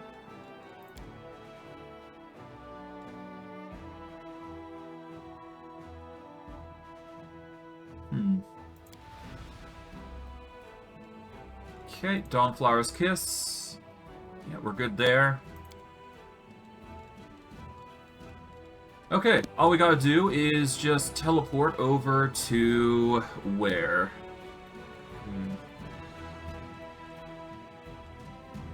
I think the biggest thing I want to teleport to is the Forgotten Secret, so we're gonna get as close as possible, which is the Lands of Yath Watch. Okay, there we go. We have Animate Dead, so we can give that to somebody. We are going to give it to... Well, let's go to the Crusade option. Let's go to Advanced Squadron Run.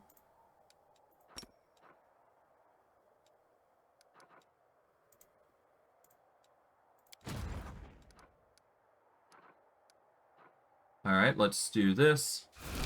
Okay, we get even more units to work with. There we go.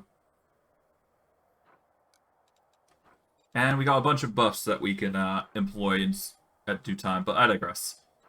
Okay, we are going to make our way over to the Forgotten Secrets, I think. Or we go to the Bear's Maw Shrine. We're going to go to Bear Maw's Shrine first.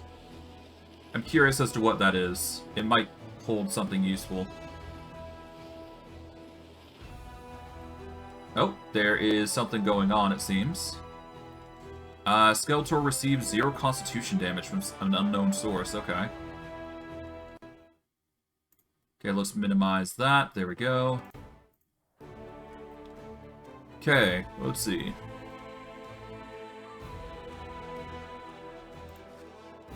Okay, if we go into here to see what's going on. Alright, we've enchanted the Face Stealer's Mask. And let's see. 2 visitors have arrived in prison. They are requesting permission to conduct rituals over the remains of the Face Stealer's Mask. One of these spellcasters wishes to save the spirit from the fallen madman, while the other seeks to make him experience true torture. The commander needs to decide whom to support. Okay. This is treated as a +4 belt of physical perfection. If you wear it, it makes... You can confirm a critic... Well, when the wearer of this belt confirms a critical hit, it automatically succeeds. So this is an auto-crit confirm if you do get the crits. Versus summoning the victim, which, whenever the wearer of this belt kills an enemy who had full HP with a single hit, all enemies within a 30-foot radius become staggered for 1 round. So this is great if we deal with enemies on a common basis. So it's a really good item for, like, control, or overall control, versus this, which just basically auto-confirms crits, which is pretty good. I'm gonna go with this face... I'm gonna go with Victim's Madness here. I think that's just all around better. And it's not often you get items that just forcefully stagger regardless of the choice. The alternative is, of course, the crits, which is less reliant on resistance here. Honestly, I think getting auto crits is actually pretty good. We'll go Pristine Mind. The humble monk once almost fell victim to the faceless Sphinx, just as Lirahanax had. Only humility saved him from madness, and the monk had wanted to show mercy to the fallen sage ever since. He meditated over the relic, contacted the Face Stealer's spirits, and shared his enlightenment. The relic of Lirhan thus became a testament to the fact that no evil magic lasts forever, and every evil can be overcome. I guess I could have gone with the evil option, but it's fine. Okay. We are going to enchant the Phylactery of Senventus the Rotten. And we go from there. Campaign is fine. Alright, let's close out with this and we'll continue on. With our journey, that is. Okay, we move over to Bear Maw here. Okay, first we're going to take a small rest here.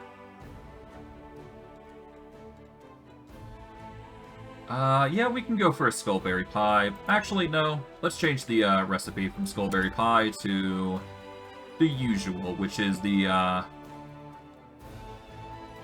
where is it?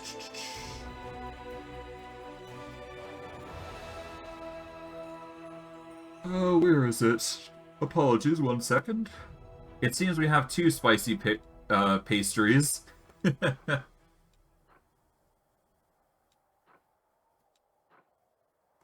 Okay, if we go... Yep, we need the cheese crostata, which requires eggs and rice. But it does reduce fatigue by 6, so, yep, we're changing the current recipe to cheese crostatas again. Because that is the best item that we can go for. For travel, that is. Okay. Corruption is slowly building, but that's fine. We will live. We are entering the Bear Maw's Shrine now. Alright, we'll have to see what we find. I'm probably not going to buff up this time, just to see what we run into. But we should be fine. Our items should carry most of our, you know...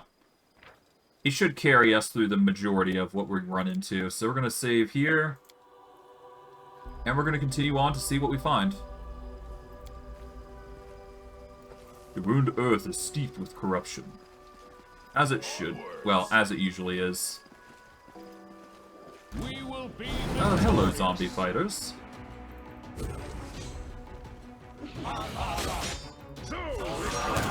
Okay.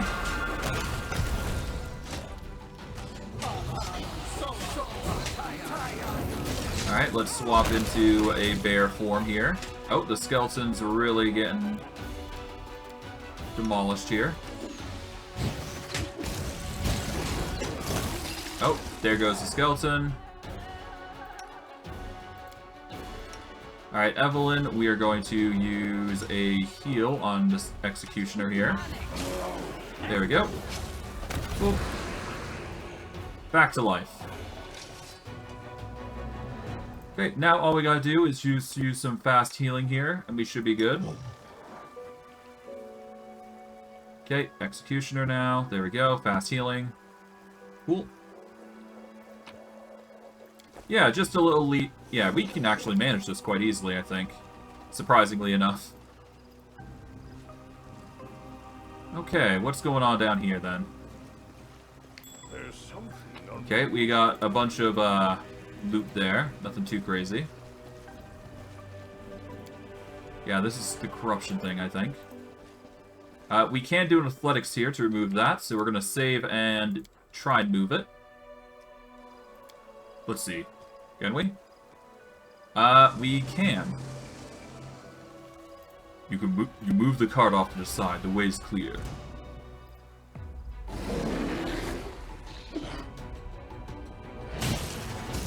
Oh, there we go. Damage coming in clutch. Nice. There we go.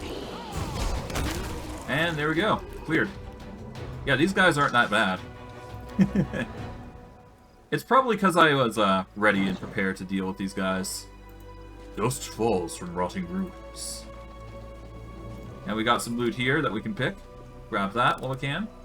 It is Yep. done. There we go. Nothing too crazy going on. I mean, hell, we don't even need to buff too much because we're actually doing quite well here. Yeah, it's not that complicated an area, I don't think. Works for me. Dead Warrior Maiden. Time to Okay. practice my combat abilities.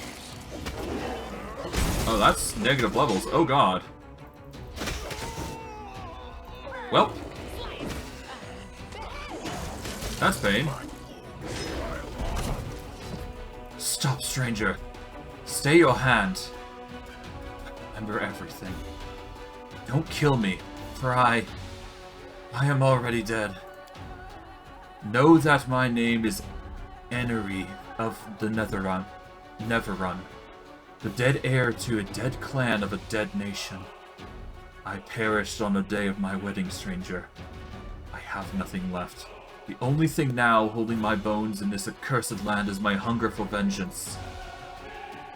I know that my beloved Selden, who I was unable to be joined with in life, is here somewhere. He suffers as I do. If I could find him, I could see him again, even just once. Why did you attack me? Forgive me, stranger. I mean you no harm. My clansmates and I, we are close to losing our sanity entirely. How much time has passed since the day of our deaths? 10 years? 100? 1,000?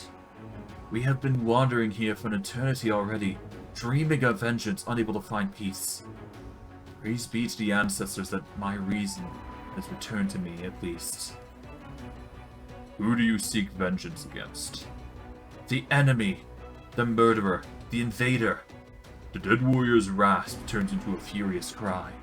The demon that killed us and profaned our temple. He is still there, on the mountain, in our desecrated shrine. If only I was stronger, I'd cleave his blaspheming head from his shoulders. I cannot deal with him on my own. He sense power in you. But even you will struggle to defeat him. I beg you, find my Selden. He is here like me. He cannot find peace. Call him to your aid. Together, we can overpower this monster. What will I get if I help you?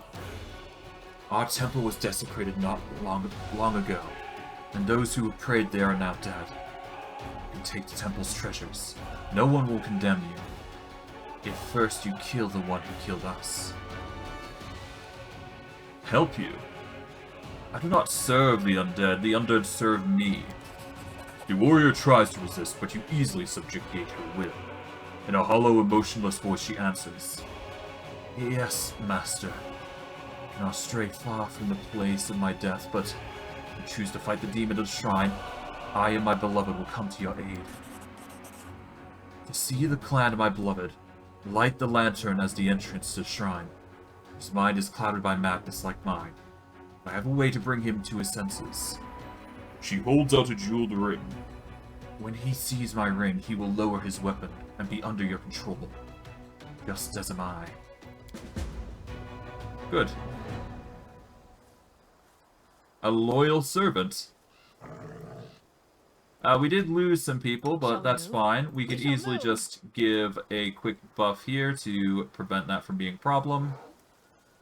And we can bring him back to life. So yeah, there we go. We are going to do some quick healing here. Nothing too crazy, at least. As it stands, the biggest one who's suffering is Trapjaw, because he got pretty roughed up. We're going to use until fully healed. There we go. We're going to restore some of his levels by using some scrolls here, I believe. Shouldn't be too hard to get them done. Let's see. I just need to find the scrolls more than anything. Here they are. Alright, that's the negative levels removed. I would cure the other, but that's fine. I'm going to use until fully healed. There we go. There we are. Everybody is fully healed to some extent. Okay, we're going to grab this.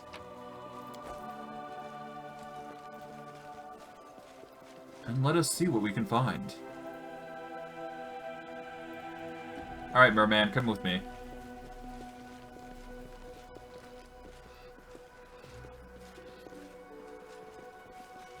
Okay, so apparently this ancient temple has, what the Sicorians have. So, yeah. Wait, what's this? We're gonna save here.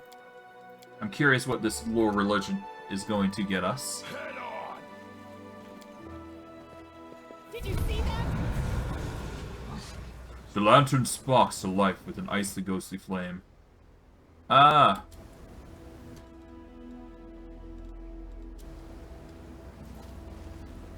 I lead. You follow. Blood! You know what? Let's load. Let's load. I think we triggered that a bit too early. And honestly, I think this is a time to buff. I wasn't expecting it to be a little bit more involved here, but I guess we can check it out to see what's going on. At the very least, it's going to be interesting. Besides, we got more to do, so let's check this place entirely out. I sense. Okay, we get nice little stuff here. Move out. Nothing too crazy going on. And in fact, before we actually do go on our merry way, I do need to check on something. If I'm not mistaken, yes, Beastman and Triclops have Elemental Barrage, as does Trapjaw. Elemental damage, I believe, was something that we needed in order to deal a significant portion of damage. And I do believe we can make that happen, with Triclops at least, so give me a second. We just need to give him a particular pet, I believe. Alternatively, I guess I gave it to Beastman, because he already has an element to work with. He just needs to swap between them. So, give me a second while I pull out the direct... Well, first let me transform out of his bear form. And then we should be good. Okay. There should be a dragon. Here he is. There we go. Now, if we activate this, he's going to get a d4 of a random element on any time he successfully hits an enemy, which is going to be beneficial. Okay, but other than that, we are going to get ready. Let's buff up, I guess. I guess we could actually bring back, yeah, let's bring back Bismuth while we can as well. So let's take this off. Let's get a Raised Dead. No one stands Open this. in my way.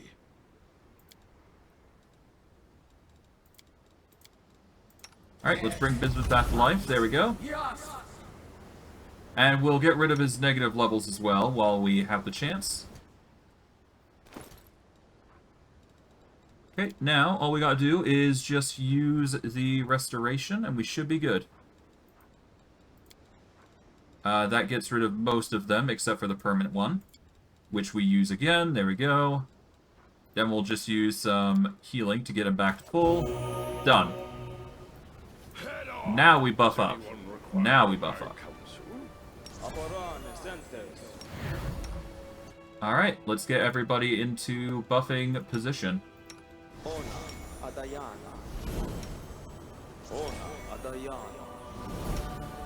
Okay, there we go. And we should be good. Bismuth and Executioner. Alright, align weapon.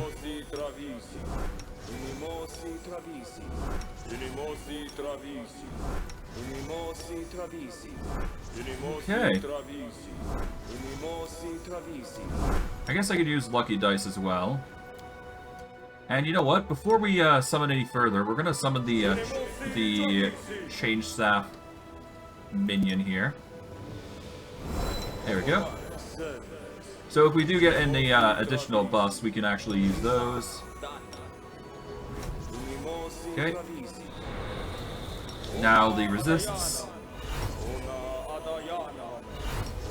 3, 4, and 5. Okay, Archon's Aura. Armor and shield buff. Oh, there we go. There we are. Now protections. 3, 4, and 5. Okay, buff that. Alright, he has freedom of movement already. This guy does as well. So Evelyn's next.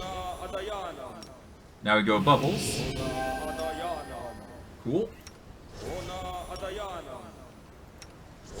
3, 4, 5. Alright, there we go. Bismuth and Executioner. True Seeing Communal. Blessing of Luck and Resolve. Eagle Splendor. Bear's Endurance. Angelic Aspects. Frightful Aspects. Winds of Vengeance. Mind Blank Communal. And we should be good there. Okay. No one stands in my way. Now we give Remove Sickness to everybody who is technically living. 3, 4, 5, and no, the Bismuth here. Sparkskin to everybody else. 2, 3, 4, and 5. Magic Fang for all those who are going to go unarmed. Bismuth. Now we go Animal Aspects. Alright, there we go. Everybody gets the Feather Step. Echolocation. Okay, now we go with Freedom Movement for Skeletor. The Executioner. And followed up with Bismuth. We then use the Animal Growth on Bismuth. Cat's Grace Mass. Stone Skin.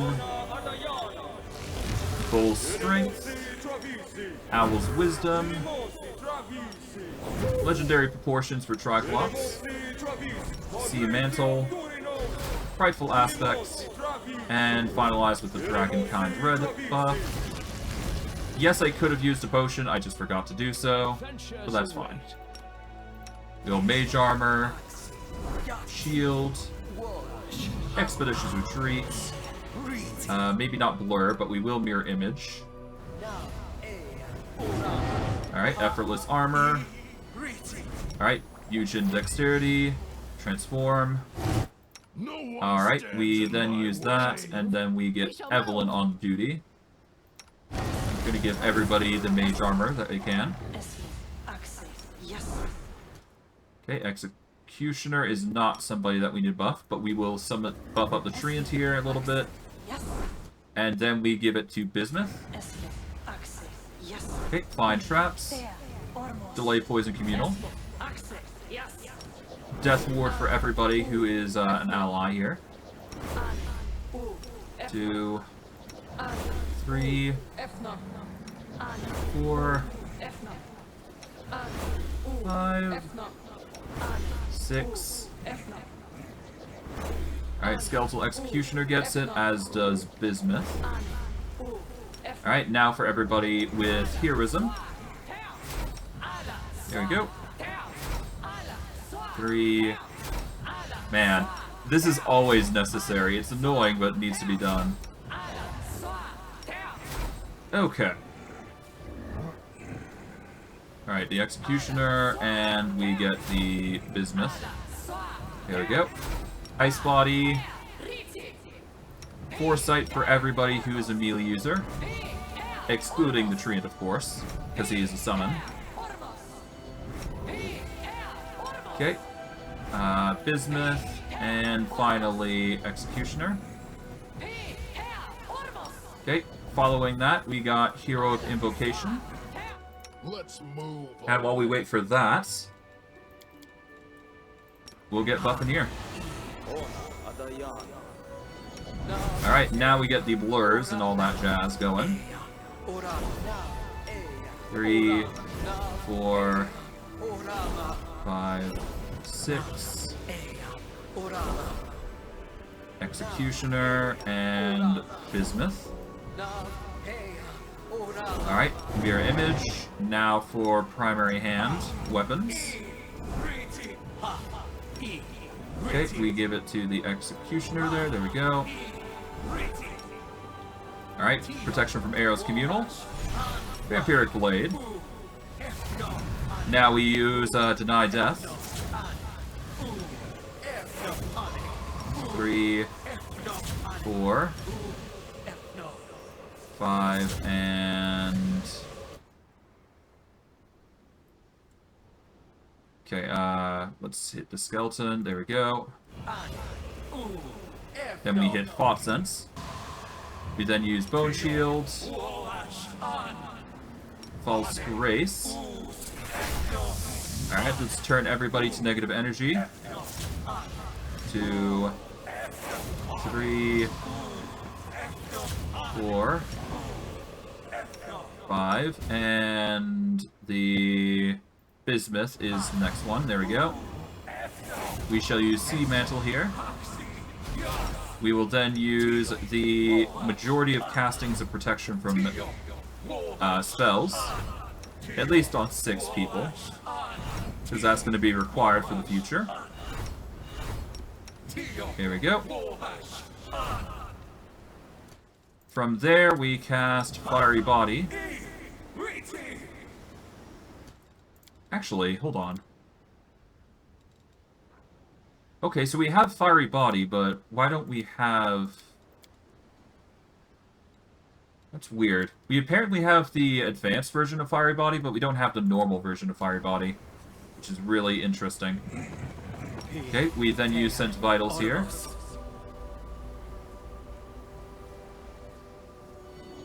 Okay, we use Haste here. Okay, so Haste. Alright, Displacement here.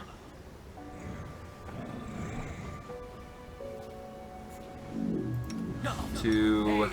Okay, so I should be able to give it to Triclops, Trapjaw, and the other melees, basically, which are going to get the most benefit out of this, I believe.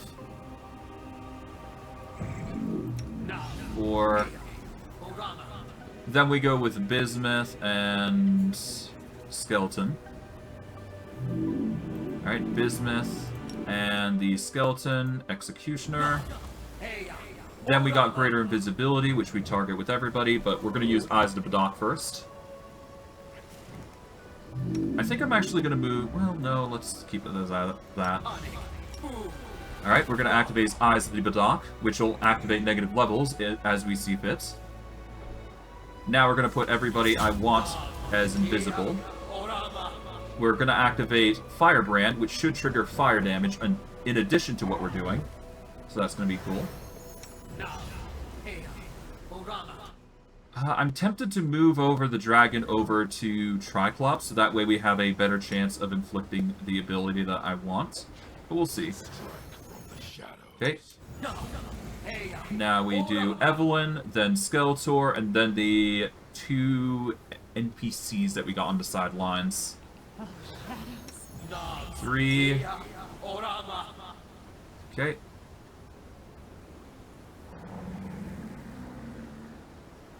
Okay, we do Bismuth. And finalize with the Executioner. And we'll do 1 Firebrand as well. Which should get us everything that we need. For 24 hours, no less. Alright, this is the last bit, and we should be good.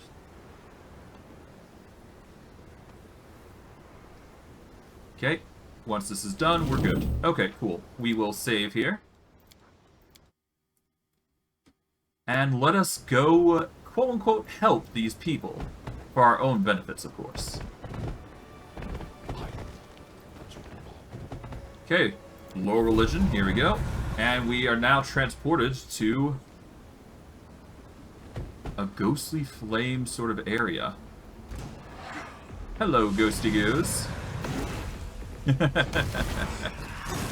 Alright, the undead are gonna try and do what they can to get rid of us, but to no avail, because we are a deadly force to be reckoned with.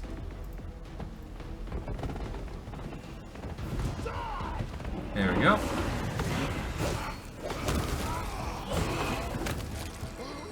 Okay. Take all those. Okay, there's nothing there, that's fine.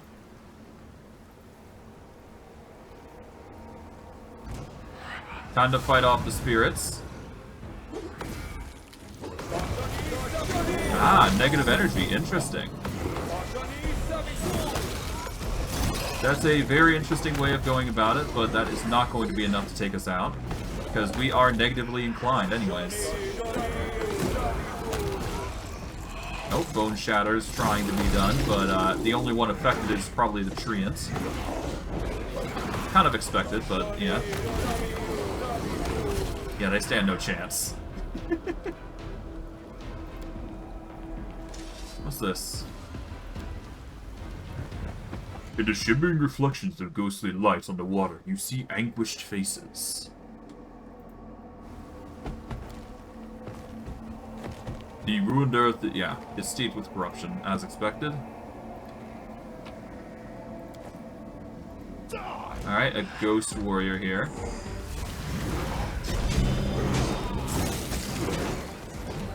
Stop! I can't believe it. Where did you get that ring? The spectral warrior freezes, gazing at the ring his bride gave him. Who are you? Selden of the Tamers, son of the chief and his successor as the defender of our land. The spirit looks at his translucent hands. But that is who I was in life. Now I'm just a shade, a fistful of dust in the wind. I was killed on my wedding day. I died, leaving behind no descendants. My clan is destroyed, my land desecrated. Who am I? No one. What is left of me? Only the hope for revenge. Serve me, Spectre. You effortlessly break the will of the dead warrior. I am at your command, Commander. We are at your mercy, Master of the Dead. Lead us to battle. Let's strike from the shadows. As is it should be.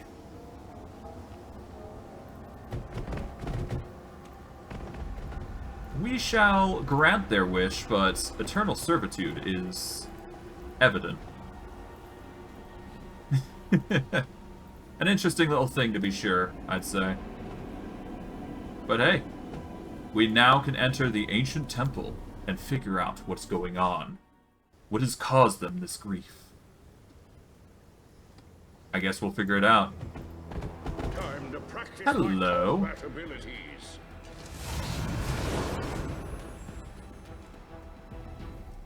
Bow down before the Master. To battle. Fight for the Lord of Death. I destroyed you once, pathetic mortals, and I'll destroy you again. Will you now? That is a questionable ordeal. Let's see. It seems you have a bunch of side effects that you are trying to invoke. But it's not going to be enough because 53 AC is not strong in our eyes. Still, we'll see. I think I can make this work. Okay, so Evelyn, we're going to get you to reduce his AC. Skeletor, we're going to use you to corrupt his magic, get rid of his buffs. That's just going to make his life hell, probably. Not that we need to, I don't think. Yeah, no, never mind. We can just attack. It's fine. Yeah, he stands no chance. Oh, he's getting angry. Oh. Yep, nope, not enough, buddy.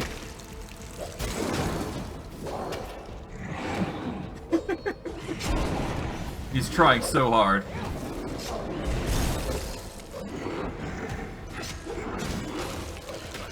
Yeah, he's trying so hard, but in the end it didn't even matter.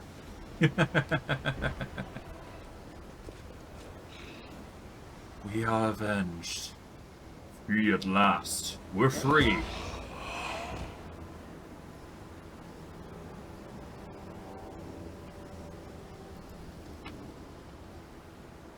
Well, not completely free. Okay, headband of mental perfection. We got some nice items here. Alright, cool. Well, it's a small little story arc here, but it's something. Alright, let's check out the secret room, whatever it is. I'm curious now. Oh, there is a trap, though, before we go in. Gonna get Triclops to move around, then. Alright, disarm that. There we go. What do we got here? The smell of stale air drifts out from the secret room. It is unlikely that anyone has set foot in here in the last 100 years. To that end, we got some nice little stuff there, nothing too crazy. We killed the demon here. And we got a nice set of items here.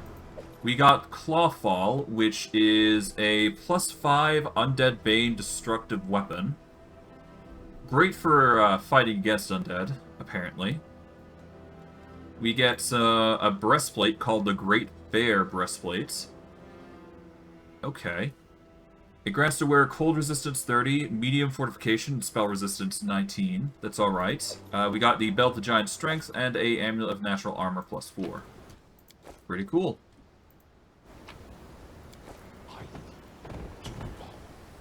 Nothing too crazy beyond that, I don't think. Unless there's something hiding in the quarters here, but I doubt it.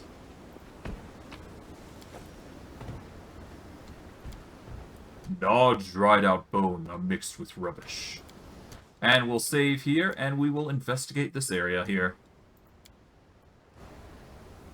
Did you see that? The stone base depicts the heroic feats of the Neverrun clan's legendary ancestors, and the Abarask language of visual metaphors. Well, to that end, we did manage to get some nice goodies, so I'm not complaining. It was a small little side track, but hey, still war that we managed to succeed in. Oh god, that's a lot of, Oh, hello, Subnutrient. Yeah, it's not that great, but we managed to do it all the same, so that's cool. That's cool. Alright, well, a little bit of reward, a little bit of experience. Not that we need it anymore, because we're at the maximum level, but hey, it's there if we ever want it, so that's a plus. Kind of hoping that we get a level 30 or higher, but I don't think that's a luxury that we get. Oh! It seems that we got some demon armies approaching. That's not fun. Okay, where are the demon armies then? Okay, so we got a tier 7 demon army over by the Mountain Warden. We're going to need to send Defensive Squadron 1 over there. We're going to get them marching over. And we're going to save here, because I'm not 100% certain we're going to be able to handle this, but we'll see. We will still fight the enemy and try. We should be able to do quite well, though, I think. We'll see. Okay.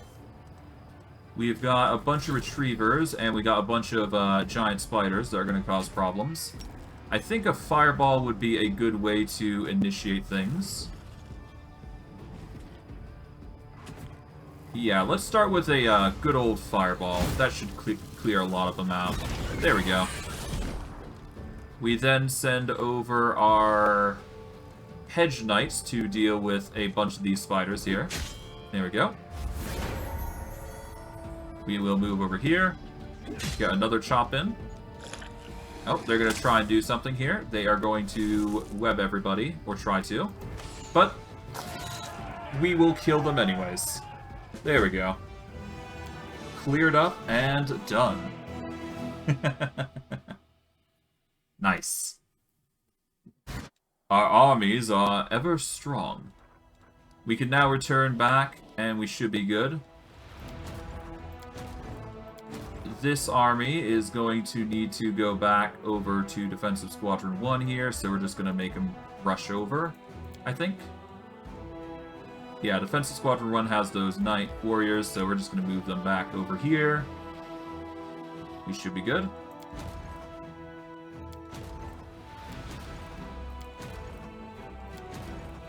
Okay, this group is simply just going to merge with this group. There we go.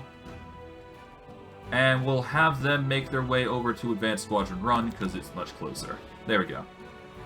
Anyways, there should be an army over here. Yep, a demon army tier 9. We are going to get the tier 3 demon army. Oh, well, we're going to get the tier 3 army or something else in over there. Let us send our group.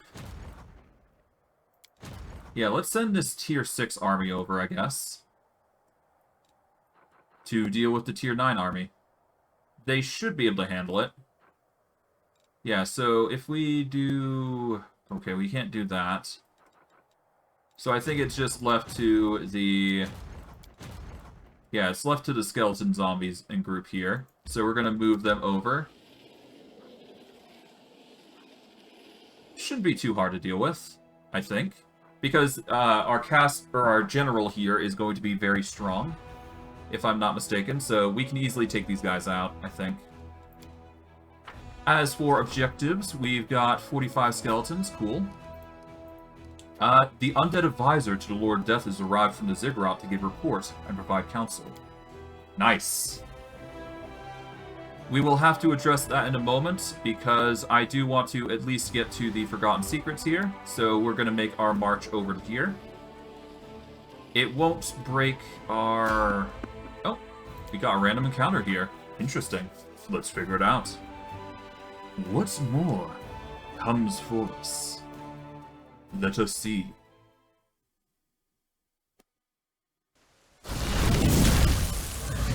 Alright, let's figure out what's going on here. And for Triclops, we're going to just transform you back into your form here. There we go. Alright, let's grab everybody, and let's go. Your quest for knowledge continues. Are you ready to answer my final question? Ask me a question and I will answer. My final question will be about an artisan scholar who possessed rare knowledge, but failed to share it with anyone. I will show you a vision and you must answer me. Who is this person and what did he create? A vision of an elf appears before you. He looks quite ordinary and there is nothing special about his appearance. However, you watch as he skillfully carves a block of grey stone, sculpting it into the shape of sprouting vines. You recognize this elf. He is Canoran the Sculptor, one of the greatest elven mages of all times. When you saw him in the vision, he was creating the Ark of Refuge. The elves used to use these great gates to escape from Golarion thousands of years ago, and then used them again when it was safe to return. That was Candelaron the Sculptor, creating a series of portals for the elves. Thanks to him, the elves were able to escape the Earthfall. All it takes is a little knowledge to begin your journey. By answering this question correctly, you have taken the next step towards acquiring great knowledge.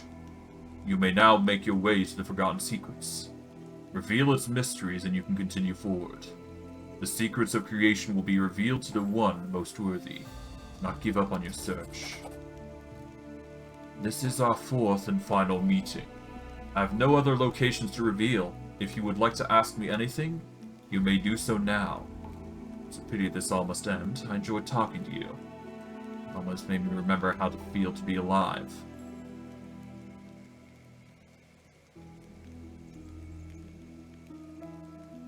Who are you? It does not matter. I've been dead for so long. There's no one, not even the oldest elves or greatest mages, on Golarion who would remember me. And I doubt that I would appear in any of their chronicles. I was once called the Thief of Secrets, and on occasion I stole too much. I paid for it with my life and with my afterlife. The one who once stole secrets is now a servant of secrets, a purveyor of information for people like you. The ghost barely manages to finish his sentence. A sudden burst of magical energy surges through his body and disappears with a scream. What a shame. But that's just how it goes, don't it? At least we got some nice goodies because of it, so I'm not complaining. Okay, what else we got here? Okay, we got some loot here. A bit of gems, nothing too crazy. Anything around here? Nope. But loot is loot. I'm not going to complain. Okay, I guess we dip now. Off we go. To the final place, I guess. Yeah, the final place where portals exist and reside.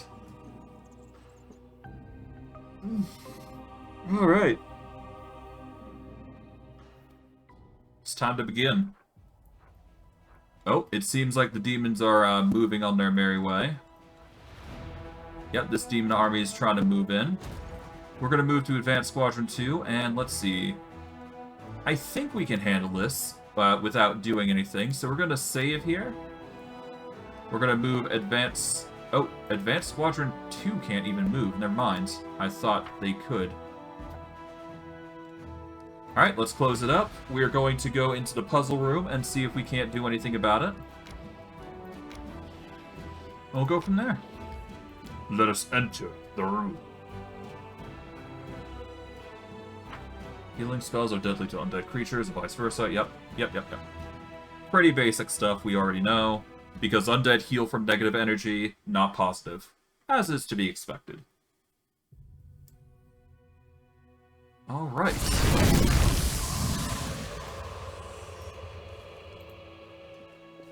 As for what we get a nice little bit of loot there. That's cool.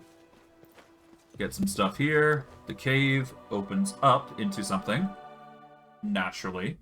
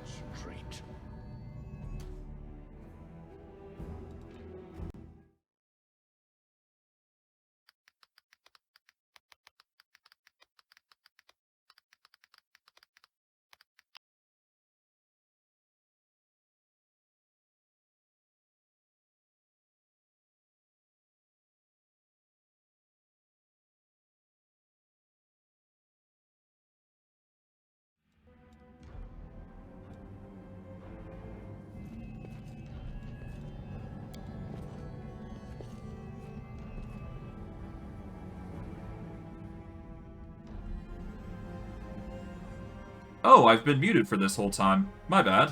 Apologies. Hopefully it wasn't for too long, but hey. We'll see, we'll see. I just can't remember how long I've been going for, but whatever. It happens. Okay, so that's 3 portals. That just leaves one more area that we haven't actually been to, which I don't think we're going to be able to access easily. But we'll see, we'll see. The point is that we've managed to make some serious progress, but I think it's high time we return back to the capital and get ready for the eventual turnover to the next area, I guess. Because we've got one last area that we've got to explore, but it's not something we can address right now. So, let's return, and we will go from there. As we do.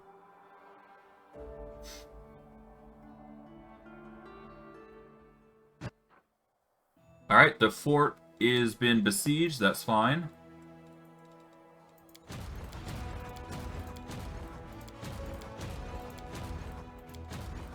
Apparently it's being besieged somehow, because it's... How the hell did it manage to get besieged? You know what? Never mind. Gonna go back. We're going to teleport over to Dresden. We are going to enter. And let's go to the Citadel to address the next course of action the Lich wishes to commit to. Because we do have that to cover.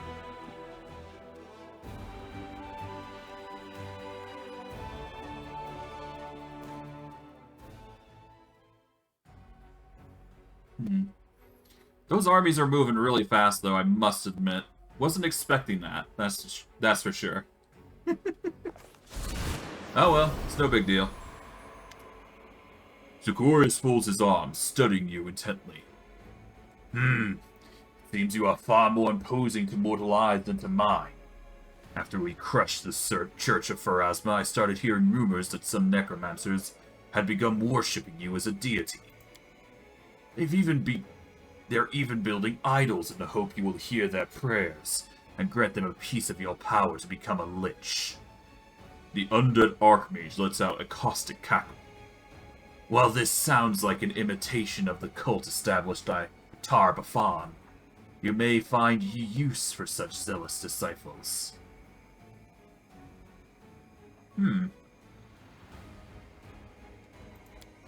You can use this cult by turning it into your courts. What form should this society take?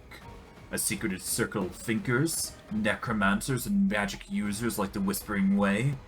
Or perhaps an order of grave knight zealots who will kill in your name, like the Knights of Geb, for their harlot queen? Or perhaps you prefer the aesthetics of Rissian?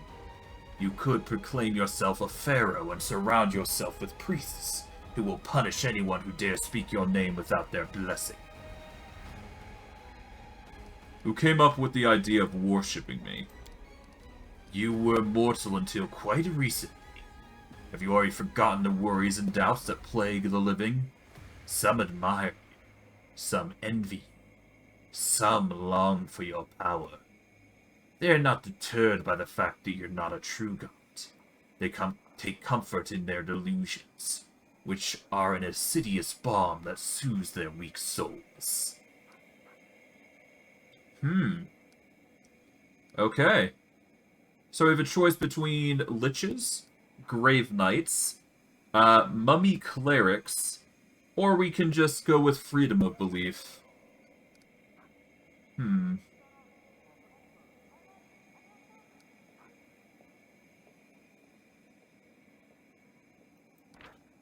So we can get the choice of grave knights, which are seriously powerful individuals, I believe. Which armies get a replenishment of grave knights equal to the value of enemies killed, which is divided by 20,000 after a victory. So we have the chance of getting grave knights, which are seriously powerful units. As for what they can do, they get shield wall and battering ram attack, which is alright for a physical user. You can get undead mummy clerics, which are very strong casters of some kind, that give profane healing, which does help with healing undead, and we can also bestow curses. Or we can go with liches, which are basically magic casters. They are weaker than the other units, but they come with magic missile, dispel, enervation, and dimension door. I think the biggest thing here is that liches are really nice. However, I think we're going to go with Grave Knights here, because they just are fundamentally the strongest, I think. And we could do with some serious heavy hitters more than we can do with casters, I think. We're going to go with the heavy hitter Grave Knights, I think. The Crusaders are no stranger to killing in the name of faith. From now on, their faith lies with you. I want to look into the eyes of the still living Crusaders when they learn of the founding of this new order. I'll take care of your cultists, but it will take some time. I'll take my leave now. Let's strike from the shadow. But we get power as a result. Oh, hello. Commander, glad to see you back with us. Commander Hataman has barely changed since your last meeting, but his glare is now even heavier than before, and his arms and face bear new scars. You arrived just in time. There is unrest within your forces once again. Unfortunately, once you returned, so did the wary. They're turning the soldiers against you. I'm afraid we're dealing with an open mutiny. They're agitating the army to abandon Dresden and march to Is, to Her Majesty's aid. If we don't stop them, the outcome may be disastrous. Let's meet with the wary. I don't believe it will be hard to convince them that their plan is pure madness. Mutinies must be suppressed with absolute severity. We surrounded all units engaged in a revolt. Then we arrest and hang the agitators, publicly. If the wary are so loyal to the Queen, why didn't they leave with her instead of the remaining in Dresden? I couldn't say, Commander. I believe we should talk to them and find out their reasoning and their plan of action. I do agree that this all looks very suspicious. Either way, many say that you have no right to give orders to anyone, since the Queen relieved you of your command even before you went to the Abyss. Technically speaking, they're not entirely wrong.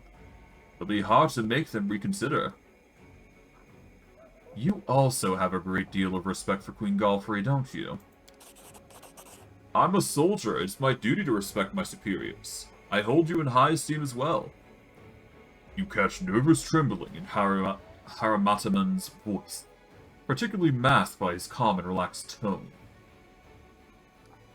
Let's discuss our options in further detail. As your command.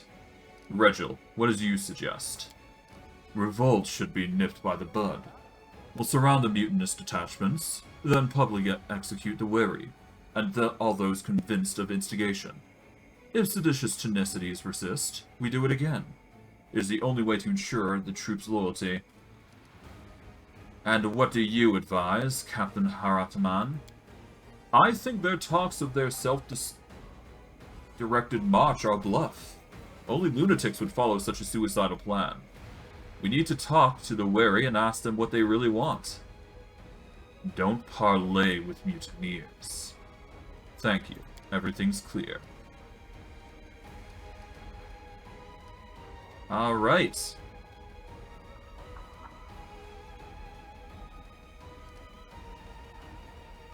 We can either execute the traitors, which will give us a +3 to combat morale when damaged, if any unit in the army takes damage, basically. So it would increase the morale significantly if we do it that way. We could parlay with them, but honestly I don't want to. Or we can go with the Test of Strength, which gives all units a +1 to combat morale each turn. So it's either we go with a +1 morale each turn they are in combat, or every time they are injured. Honestly, I think every turn they're going to be injured anyways, in some capacity, so I'd rather take the +3 to morale, rather than the +1 that's just going to happen every turn. Because that's going to affect everybody a bit more, I feel.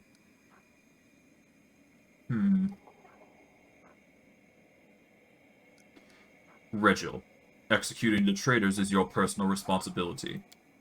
Your orders will be carried out. It is about time we whip this army into shape. I'll keep you up to date on how things unfold. as soon as there are any developments, I will reconvene the council. Let's strike from the Good. shadows.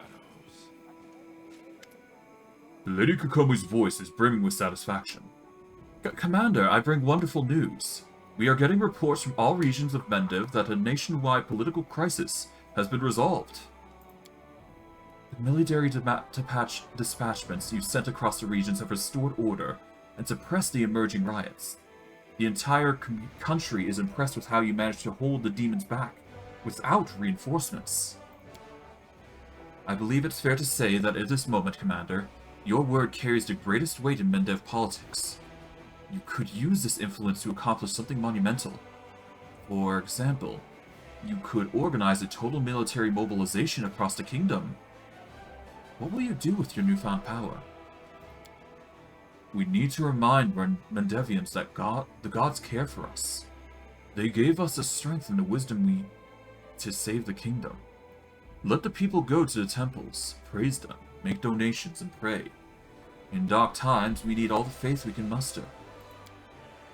Equal rights for tieflings. Woljif, hands on his hips, stares boldly at those around him. It's time to stop the oppression of our noble people in Mendevian society.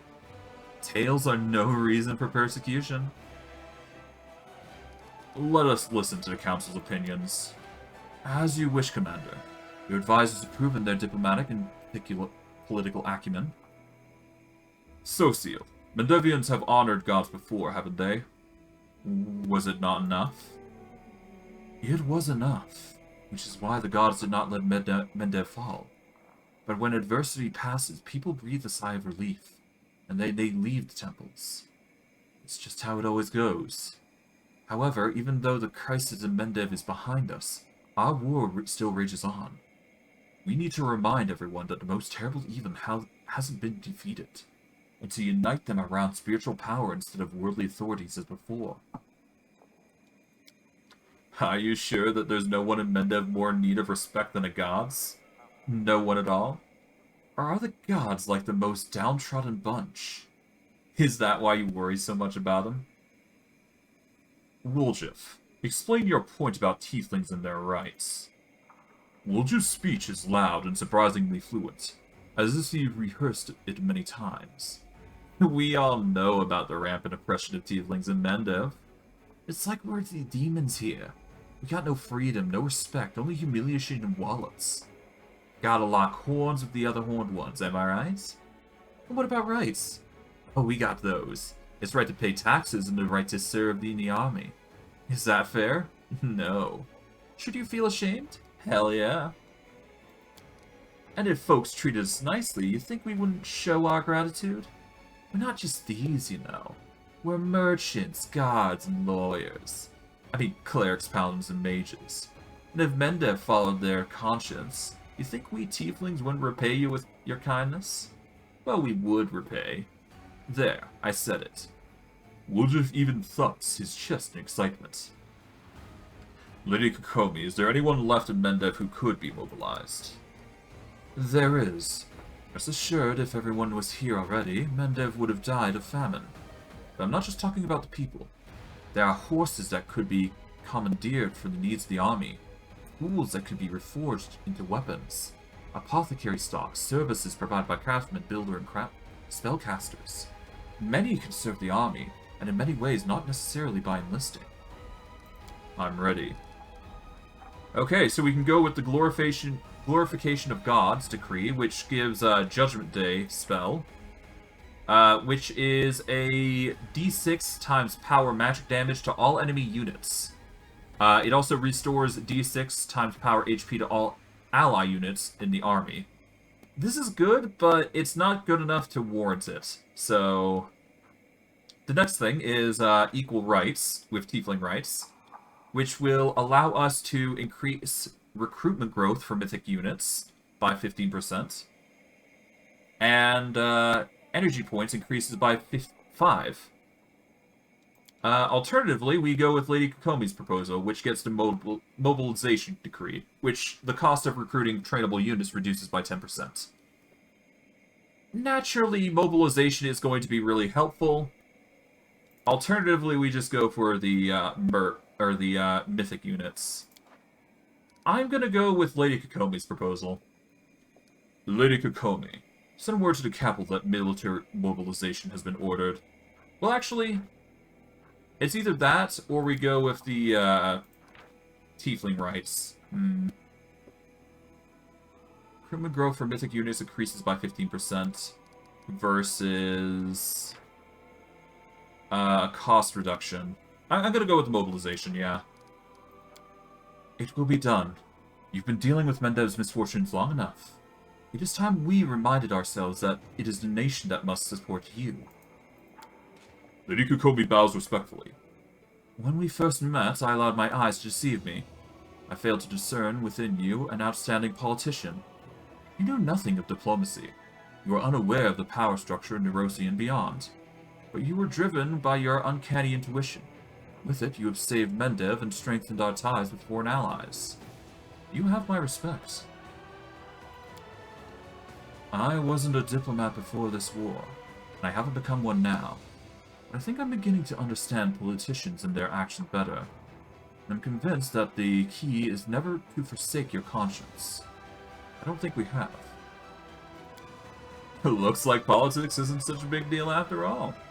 It's just like the gangs on the streets, apart from cussing. Maybe I should be a diplomat after the war. It has been an honor and pleasure to advise you, Commander. However, I don't think you will need my counsel from here on out. Mendev stands strong. Our allies are loyal and reliable. The diplomatic council has served its purpose. You don't need it any longer. Let's strike from the shadow. Okay, interesting. Commander, glad to see you back at the head of the military council. A decision is required of your most urgency than ever. Here's the situation. We don't have an army, in the strictest sense, and the enemy is putting much more of a fight than previously. Judging by the reports, the demons are relying less and less on the armies of the mortal servants and the power of simple blades, and more on magic and dark sorceries. We must respond in kind by bolstering our forces with expert spellcasters. I'm prepared to send an order to Canopus at once, requesting the necessary reinforcements. I propose we support our army with bardic magic. Bards learn all kinds of spells in their travels. Their songs can inspire our warriors and give them the strength to fight. We would do well to invite monks into our army. They've been hardened by a lifetime of training, and even demonic corruption cannot harm them. If you're looking for mages versed in the art of killing, you should contract the Daggermar Poisoners Guild. Their alchemists are second to none when it comes to making deadly poisons or utilizing them in battle. Windog frowns. Magic is a devious thing. If you want to fight a mage, you need the help of an old and experienced witch. Their sorceries can make any magic wilt. Let's call witches to our aid. We've been able to manage with what magic we have just fine so far. The enemy never stands still. The more serious the threats we become for them, the more substantial will be the force they throw at us. Gone are the days when the Abyss would casually send hosts of mindless cultists and lower demons. Now we're up against more cunning and skilled opponents, who can incinerate a dozen soldiers with a single spell. We must respond with this magic of our own, or we'll lose. Are you sure Canopus is going to send us troops? Without a doubt. Canopus is much safer than we are at the moment, and I'm convinced that the Warden can provide some forces to support us. All of Mendev knows that right now. Dresden is the dam holding back the river of demonic corruption that would otherwise be flooding the south. The kingdom is in the process of mobilization, and Queen Galfrey's march on Iz has encouraged many who previously shrinked military service to join the ranks of the army. Why didn't you leave with Galfrey, Captain Odon? Captain Odon grows pale, but his voice sounds cold and steady. I did put a request for a transfer to the front lines. Unfortunately, was refused. Command determined that, due to psychological trauma I suffered during my years of service on the border, I'm no longer fit for battlefield command. He lowers his head. As much as it stings to admit it, they may be right. It's been a long time since I smelled the burning flesh and heard the streams of battle. and I can't guarantee that when I do, I'll be able to maintain my composure. Thus, I won't fail the soldiers who will be depending on me. However, I can still be service to them by staying where I am. I wish for the opinion of my advisors. Regil, can monks really withstand demonic magic? Monks are paragons of restraint and iron discipline. They are compatible with the Hell Knights in that regard. Among other things, they'll bring the values of order to our troops. Let the soldiers see how all demonic machinations and temptations break upon the mind monk's iron will. Then they themselves will become more calm and resolute. Winlow tuts grimacely. Back in the day, Lon would never shut up about these monks' ravings about inner balance and peace of mind. It's all hogwash. My strength came through the years of hunting, bloodshed, and dark rituals. Not through finding some kind of balance. Why fill our soldiers' heads with nonsense? Greyboar, tell me about the Poisoners Guild. They're a creepy bunch. Imagine, if you will, an alchemist and an accomplished scientist who can take your breakfast and make a bomb or a poison that could kill a basilisk out of it. And now imagine that it's the same alchemist doesn't mind personally shoving this poison into the basilisk's mouth. That's a pretty good description of your average member of the Daggermark Poisoners Guild. It's true their blades are coated with magical poisons that are not as dramatic as calling down lightning from the skies, but they are just as effective and far less conspicuous. Winnedug, why do we need Witch's help? For a moment, fear flickers in Winnedug's eyes. Don't talk about them so casually, Master. Their words are full of dark, grim wisdom that calms the hearts and fills it with cruel malice. And the blight with which they infect those who invoke their ire cannot be cured. Even the demons will learn to fear our witches. I've been ordered to kill witches a couple of times. Those weren't the most pleasant contracts. Frankly, if I were your soldier, I'd consider deserting at this very sight of allies like those. Captain O'Don, how can bards help us on the battlefield? It's become a fine tradition among Nendivian warriors to go to battle accompanied by songs of daring bards, who glorify heroic deeds and strengthen the hand that smites the demons. Their ballads will inspire our soldiers, and their spells can provide useful in the most unexpected situations. Bards. Their tongues are too long. Alright, so we got the choice of monks, and we can convert church guards to monks. Monks are basically high-powered units with the shield wall effect. They're great tanks in that instance, much like the warriors we currently got. We can employ assassins instead, which will give us a sneak move, which can teleport, and we get a poison strike apparently, which applies a -2 to strength attacks. They're tempting, but not required. Witches would be a good addition, I think, because they would apply negative damage, I believe. Yeah, no, hold on. They can inflict a nausea condition, which is a disabling debuff. We can dispel stuff. We can make target units suffer a -3 to attack, which is pretty good, as well as infected wounds. As for bards, bards are okay, I think. Yeah, they give buffs to allies. All allied units within a radius of 2 squares gain a +2 bonus to all ability scores for 1 round, versus the bonus to attack and the bonus to AC.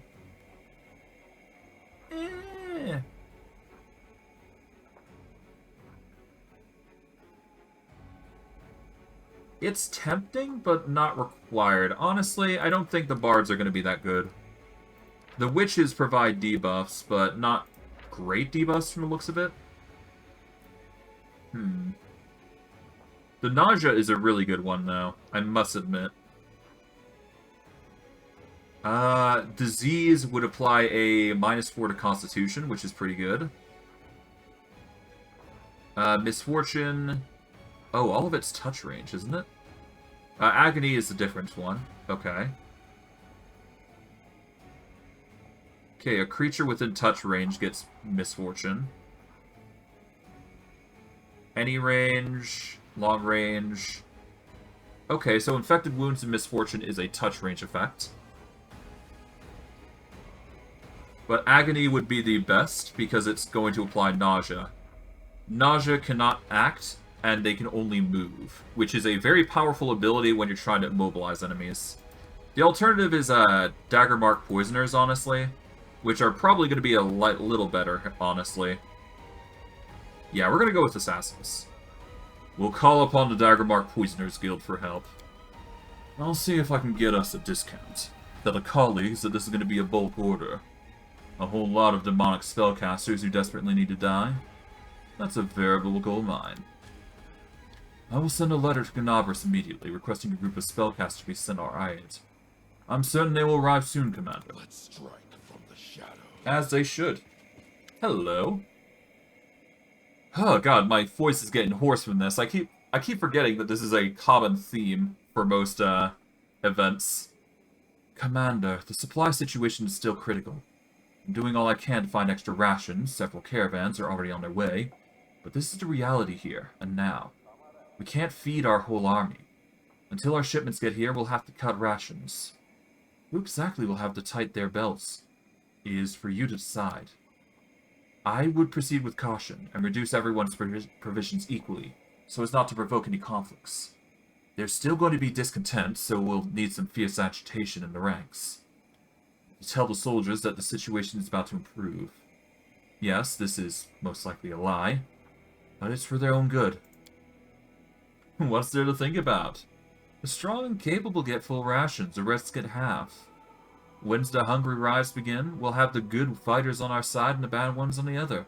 Makes sense now. We'd better feed our mercenaries first. They serve us because of the gold we pay, which means their loyalty is stronger than those who joined us because of the Queen's orders, or some call of duty. Where did this threat of hunger come from? Things were fine before.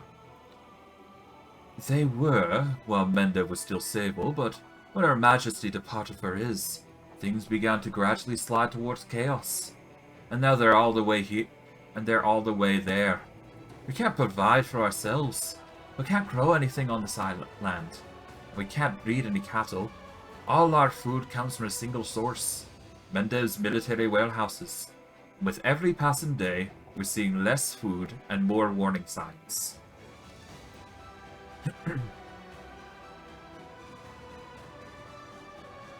I would like to hear the Council's suggestions. Uljif, what is your advice? My vast life experiences says the kicks of the hungry mob are very painful. So when our troops rise up over this food shortage, and it's gonna happen, believe you and me, I'd rather be guarded by the bravest and the toughest warriors than look through the window at them, leading the rebellion. Which is why we need to feed the meanest ones first. And as for the rest, Winnedog, what is your opinion? Before anyone else, we must take care of our mercenaries. They get their coin from us, and that means their loyalty belongs to no one but us. Let them see our generosity and cast aside any last shreds of doubt. They might have about fighting for us. This will attract even more free soldiers to our banner. Dorlindo, what would you recommend we do? I suggest we cut everyone's rations harshly. We'll save some provisions just in case there's a slight problem with the new deliveries. We'll have to fight the lack of food with the campaigning. Just hold on to a little longer, our brave crusaders, such as the price of victory and so on. It's vile, but what else can we do? If we tell them the truth, there'll be a panic and we'll lose the army. We'll damn everyone. I see. So we can either feed the fiercest warriors, which means the main Spellcaster Lodge and the main Hall of Champions provide 30% more recruitment growth, whereas the main barracks and main archery range provide 20% less. So basically we go with, if we go with the strongest, we're going to get 30% more recruitment growth, 20% less. Winnedug, okay, recruitment growth for trainable units reduces by 15%, but the number of available mercenary units increases by 2. And propaganda instead of bread. Recruitment growth for trainable units increases by 10. And the last one is, of course, self-confidence. Honestly, if I had the choice, I think just an overall increase for everybody is better. But at the same time, considering that spellcasters and champions are going to be very important in the future, I am tempted to get mediocrity.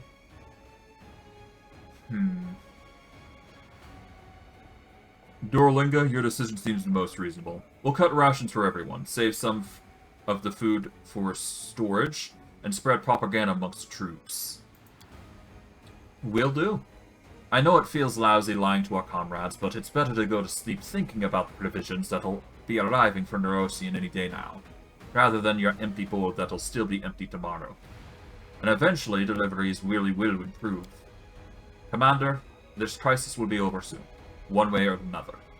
If we've done things right, I'll assemble this council again and happily report our success to you. If not, well, we'll have done all we could. Let's strike from the Well, it's fine. We've got undead. You hear the cold and motionless voice of the pillar of skulls in your head. Master, our Ziggurat has been attacked by the spirits of its infamous service. The undead guardians are keeping these foes at bay.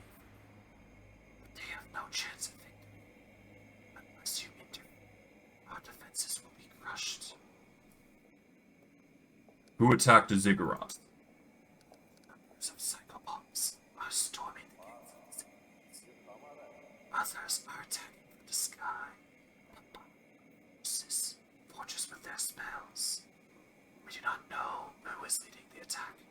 They have not yet revealed their identity, and they do not seem to be in a hurry to join the fray. Why did they attack? Your deeds have not gone unnoticed.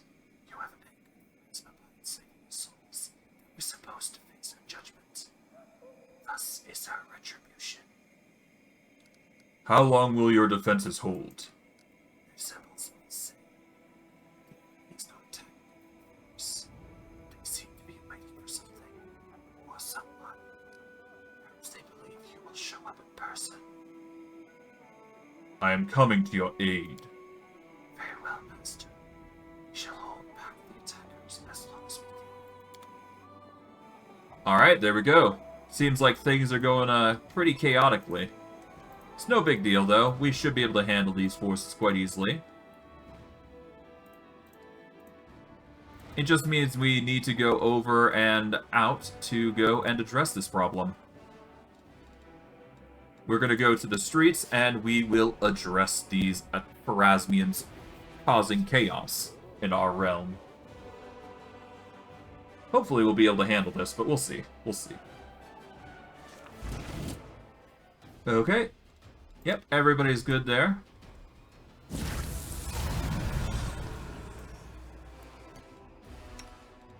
Let's move everybody into position. There we go.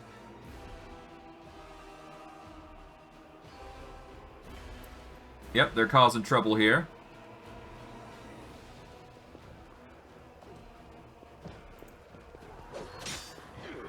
Yeah, you think it's gonna stop us? No.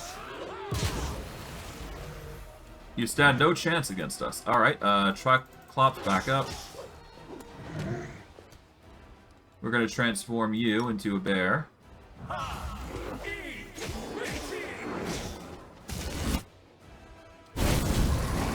Okay, they're going to attack. Oh god, Bismuth, you're getting harassed immensely.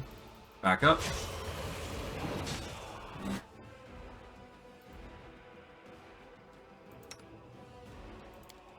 Okay. Okay, we are going to back up here for a moment. There we go. Alright, this should attack everybody quite easily, and we should be good. I think. Oh god. They're really wailing into us, even though we have so many buffs. Okay, there we go.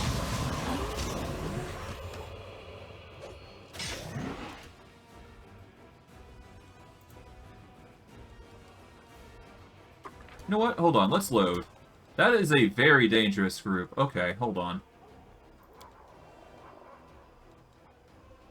Oh no, we don't actually have a save. Oh god. Oh no, okay, back up, everybody.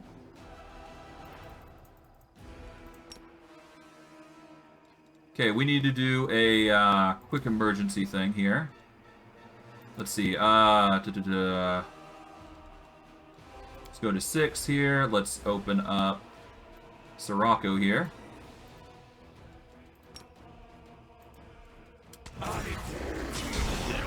Okay, come on. There we go, Sirocco.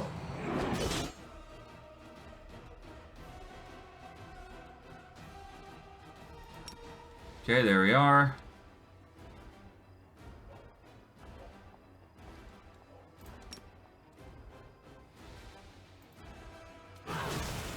Okay, now that they're in a position where they can't be... now that they're in a position where it's harder to hit.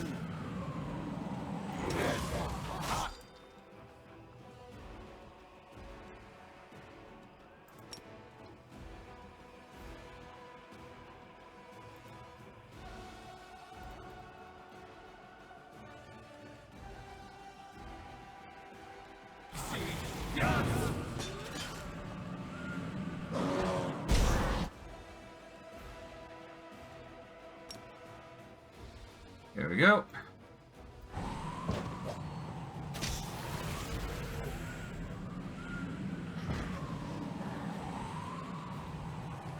Alright. There we go. Now they're really taking some damage. Okay. Okay, we're gonna let them really ponder about this. Okay, let's see.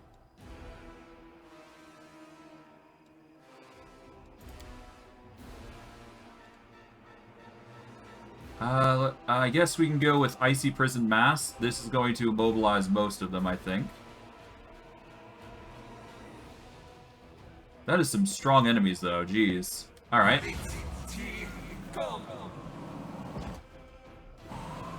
My god. Okay, Cone of Cold, then?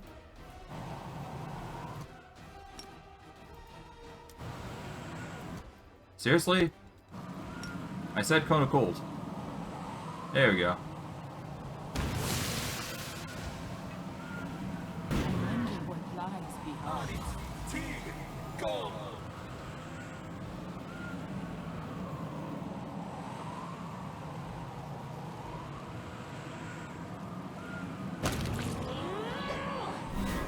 Oh god.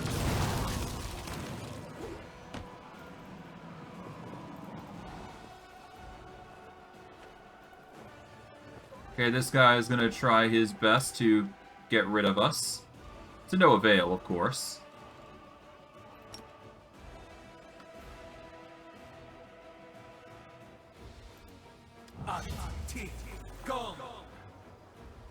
Oh, is he gonna try anything?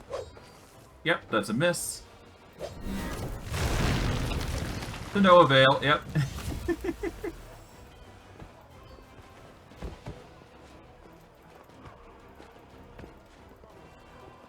You cannot stop us. Gonna activate this. Let's hear you cry.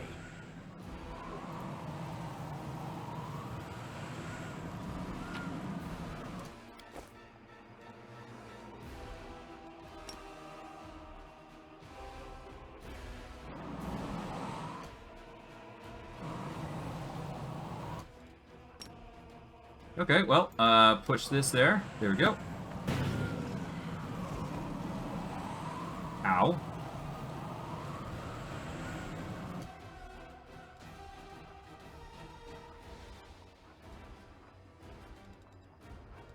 I guess I can go with bone explosion. Oh no, bone explosion's not good enough. We're gonna use this. This should be enough to handle it.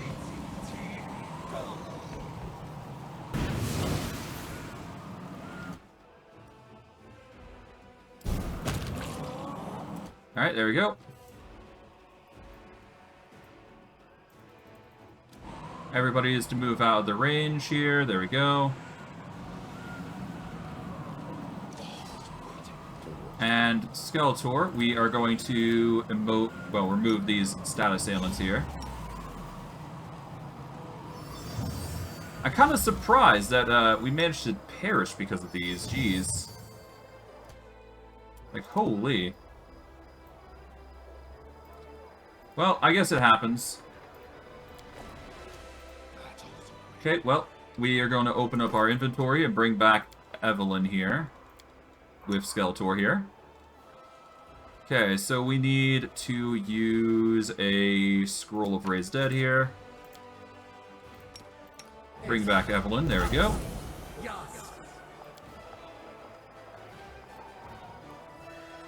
I won't be able to use her in any significant capacity anymore, but that's fine. So many thoughts, so little time.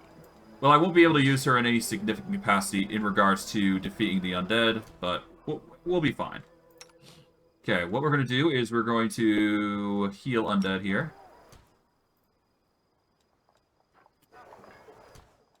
We are going to swap over to this, so that way we can get even more healing because of it. Oh, nope, not damage living, heal undead.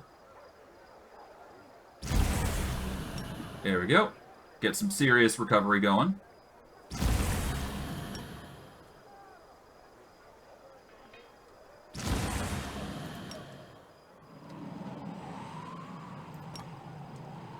Just casually just spam this until we're full health.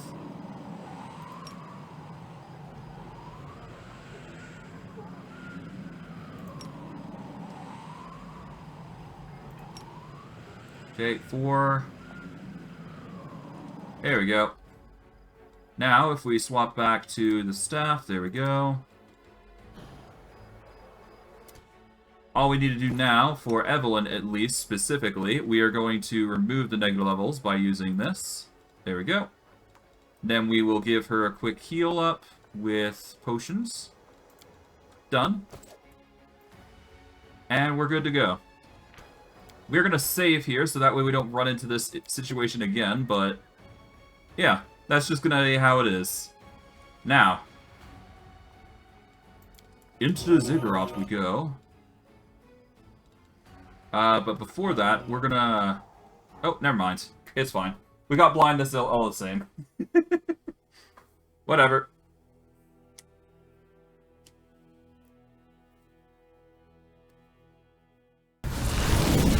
Let's do this.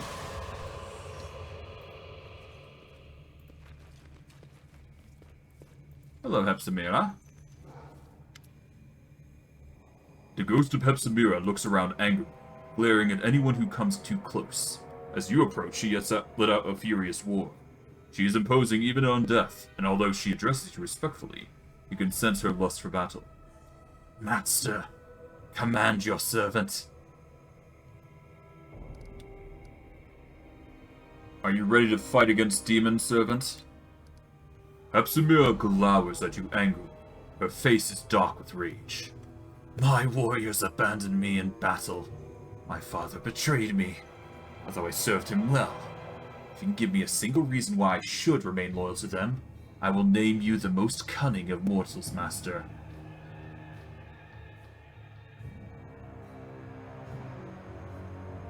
I have business elsewhere. Let's strike from the shadows. Alright. Did I do the job? I don't think I did. Did I? I'm fairly certain we are still in the middle of a fight, but I guess not. That's done. Okay, here we go.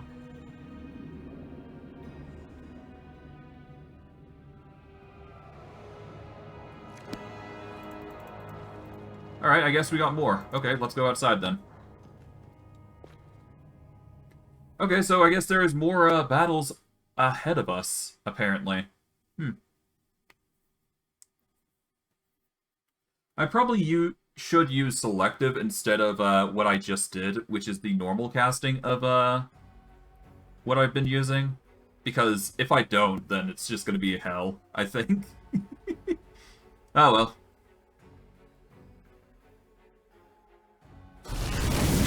Anyways, if I do recall correctly, if we go here, we can go to the sixth spell slot. We're going to move over to here. We're going to use selective and extended here. Well, actually, no. Both are going to be full round actions, so we might as well just use the double down there. There we go.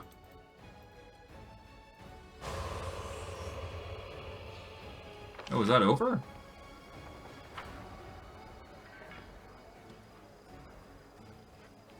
You know what? Let's load. Maybe there's a reason. Hold on. Maybe I left a bit too early, is the thing.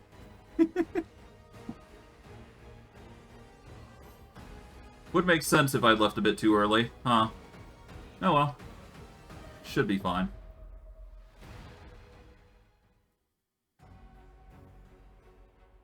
Okay. Well, once we're done with this, I'm probably going to wrap it up. We'll see. We'll see.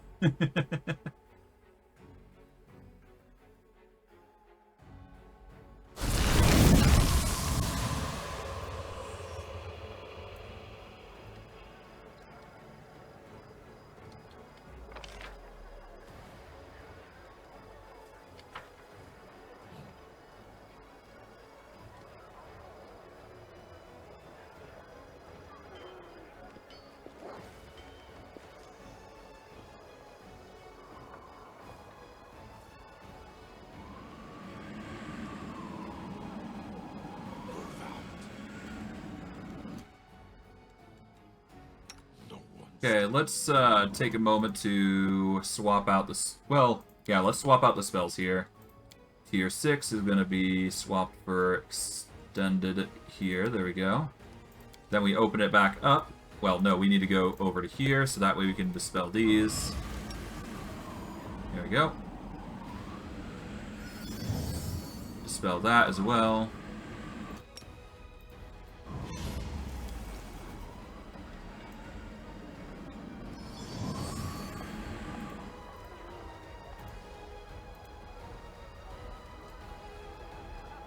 Is there anything else around here?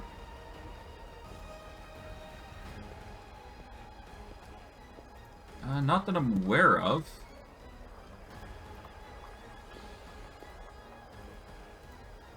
Yeah, I think we dealt with the psychopomps, didn't we?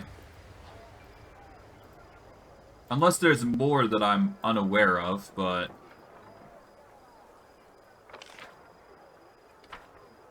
highly doubt it.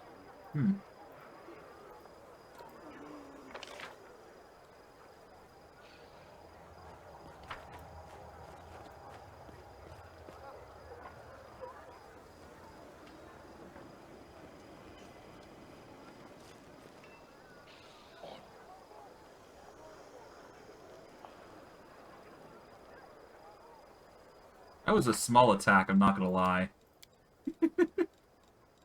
Alright, hold on. Okay, Love Beyond Death. Okay, that's done.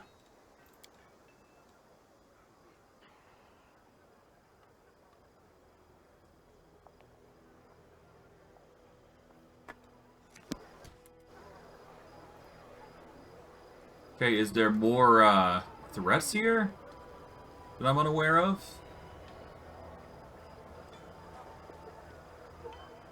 It should be fine.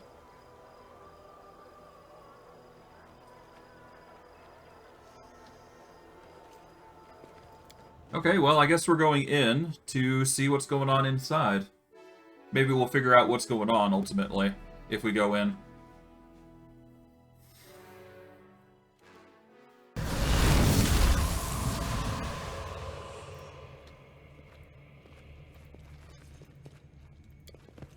There we go. Oh, okay. So there was a trigger there.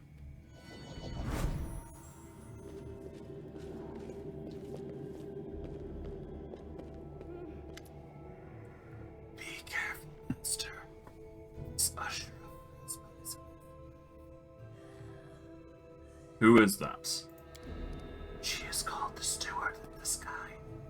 She's the spirit, the Herald of Charisma.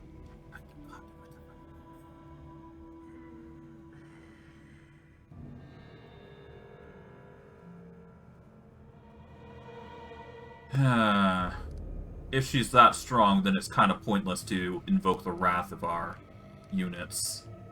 We would only be sending more to their death and ruining our potential at a strong force.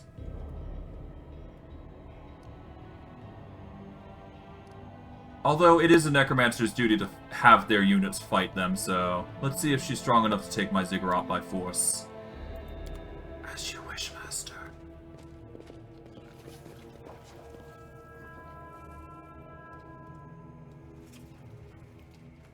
And while we wait, we can go downstairs to see what's going on here.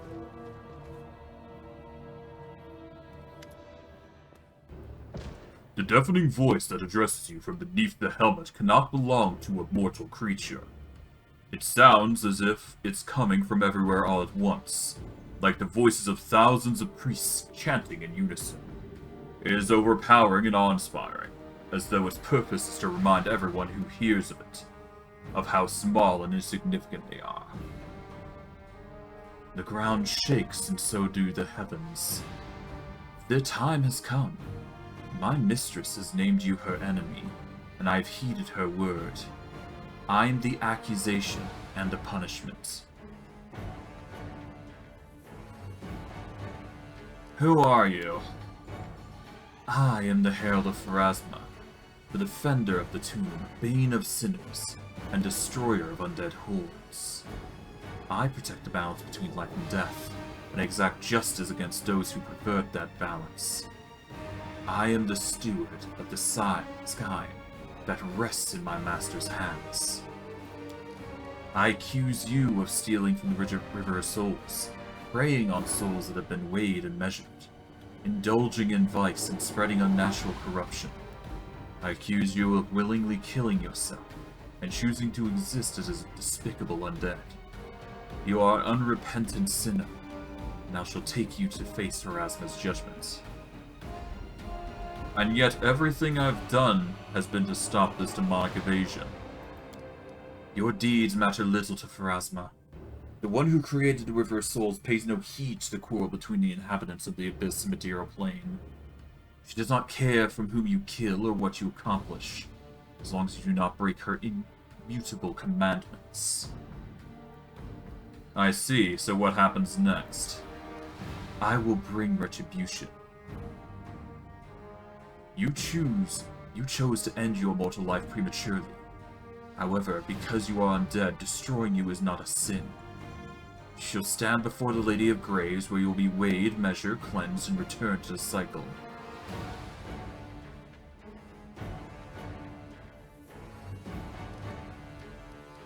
Your mistress will regret trying to impose her will upon me.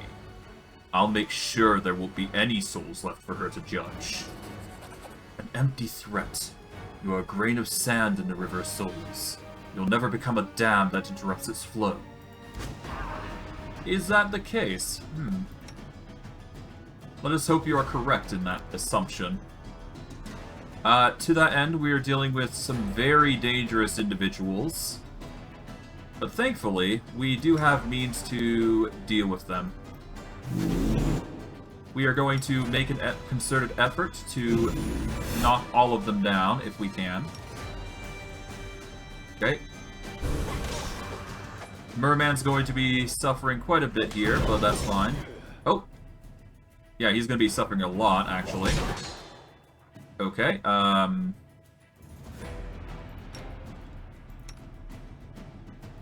let us focus on one Guardian at a time. Skeletor, we need you to use some summons here.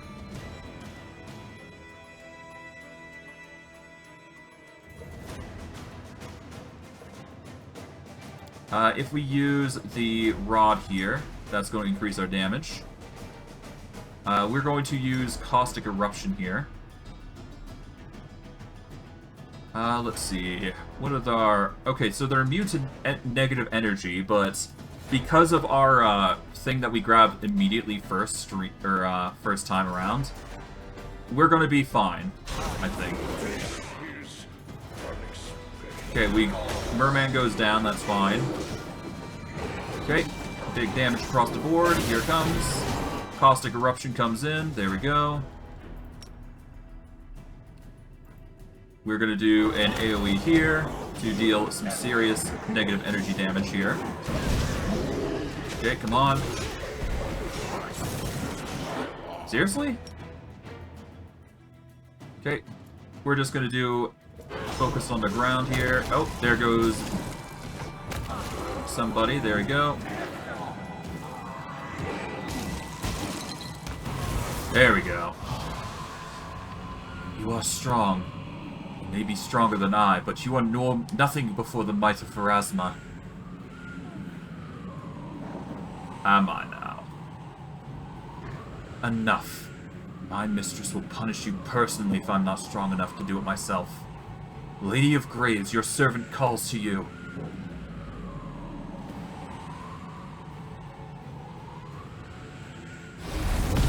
What's going on? What's this darkness that has enveloped us? Is that you, Lady of Graves?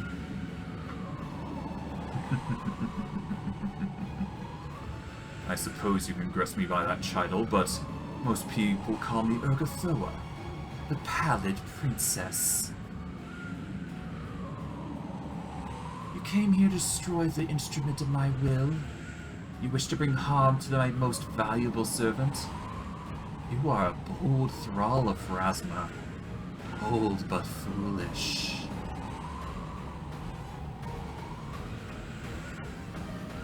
Keep your feeble hands to yourself, you foolish spirits, or the steward of Skyne will never be seen in the boneyard again.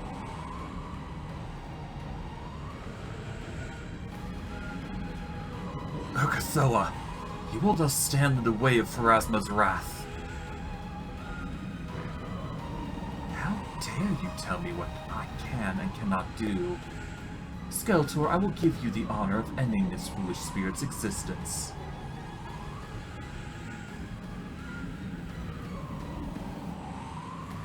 And make it as painful as possible. I want her to scream and weep when Pharasma resurrects her.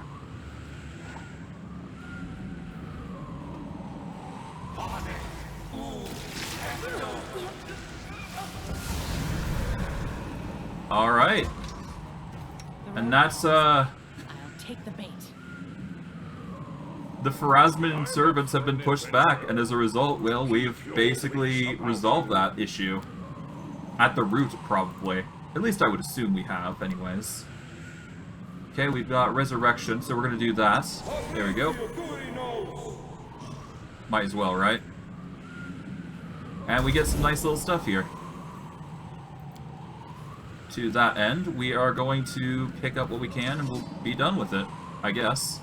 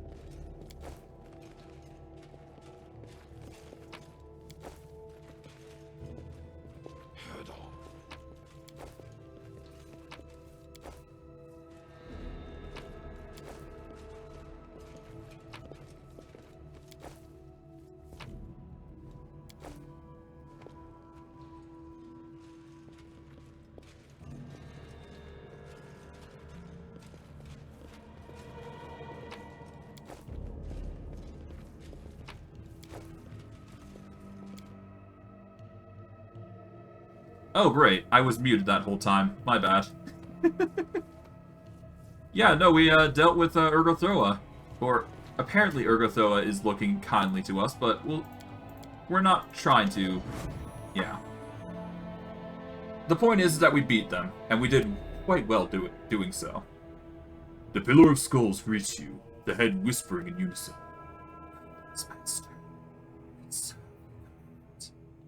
Pharasma is no longer a threat. It's fine. The dino resurrects every time we camp, so it's fine. It was a great victory, and news of it was quickly spread. Glory. Soon your power will equal the might and glory of the whispering tyrants, the God itself. Serving you is a great honor for us.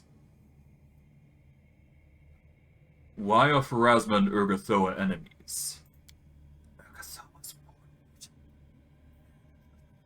Grave she managed to slip away from the beyond, becoming the first undead of the great beyond, first incarnation of the corruption of the world order. She is an abomination, thus she is doomed to fight Pharasma for all eternity. Your soul stolen from Pharasma empowers Urgothoa, and leads the Lady of Graves. Why did Urgothoa intercede for me? She is pleased with your deeds, my lord. She commands the princess is not as powerful and as capable as you for a moment. You are destined to surpass everyone. As masters of the dead. It's far beyond spread and popular. What do you think Pharasma will do now? She is the powerful armies. She will never stop trying to get revenge on you. Of that, no doubt. She will act more carefully. It will come as no surprise to us if, in the coming years, your doom is repeatedly attacked by the Shining Crusade, the fiercest order to fight the undead throughout the world. That is enough for now. I'm leaving. And to that end, we are going to wrap it up for today. Yeah, so Barlow, just so you're aware, most companions, so my Skeletal Executioner and my Bismuth, they are going to be brought back every time they rest. That is just a gimmick that the game goes about doing. So if your animal companions end up dying, or your skeleton ends up dying, you can just rest and they'll come back to life. It's one of the perks of just having an animal companion. It's much like how they treat it in normal D&D, I do believe, or Pathfinder rather, where if your animal companion dies, you basically just get a quote-unquote new one. In this case, though, it's just the skeleton, I guess, you get a new one every single time they die, but I like to assume it's just the same animal every single time, and they just have a more durable constitution simply because you're a lich. But that's just the flavor for this game anyways. But no, in all seriousness, I think I'm going to wrap it up here. We've done quite a bit, and I think I've managed to do quite a lot that I'm satisfied with.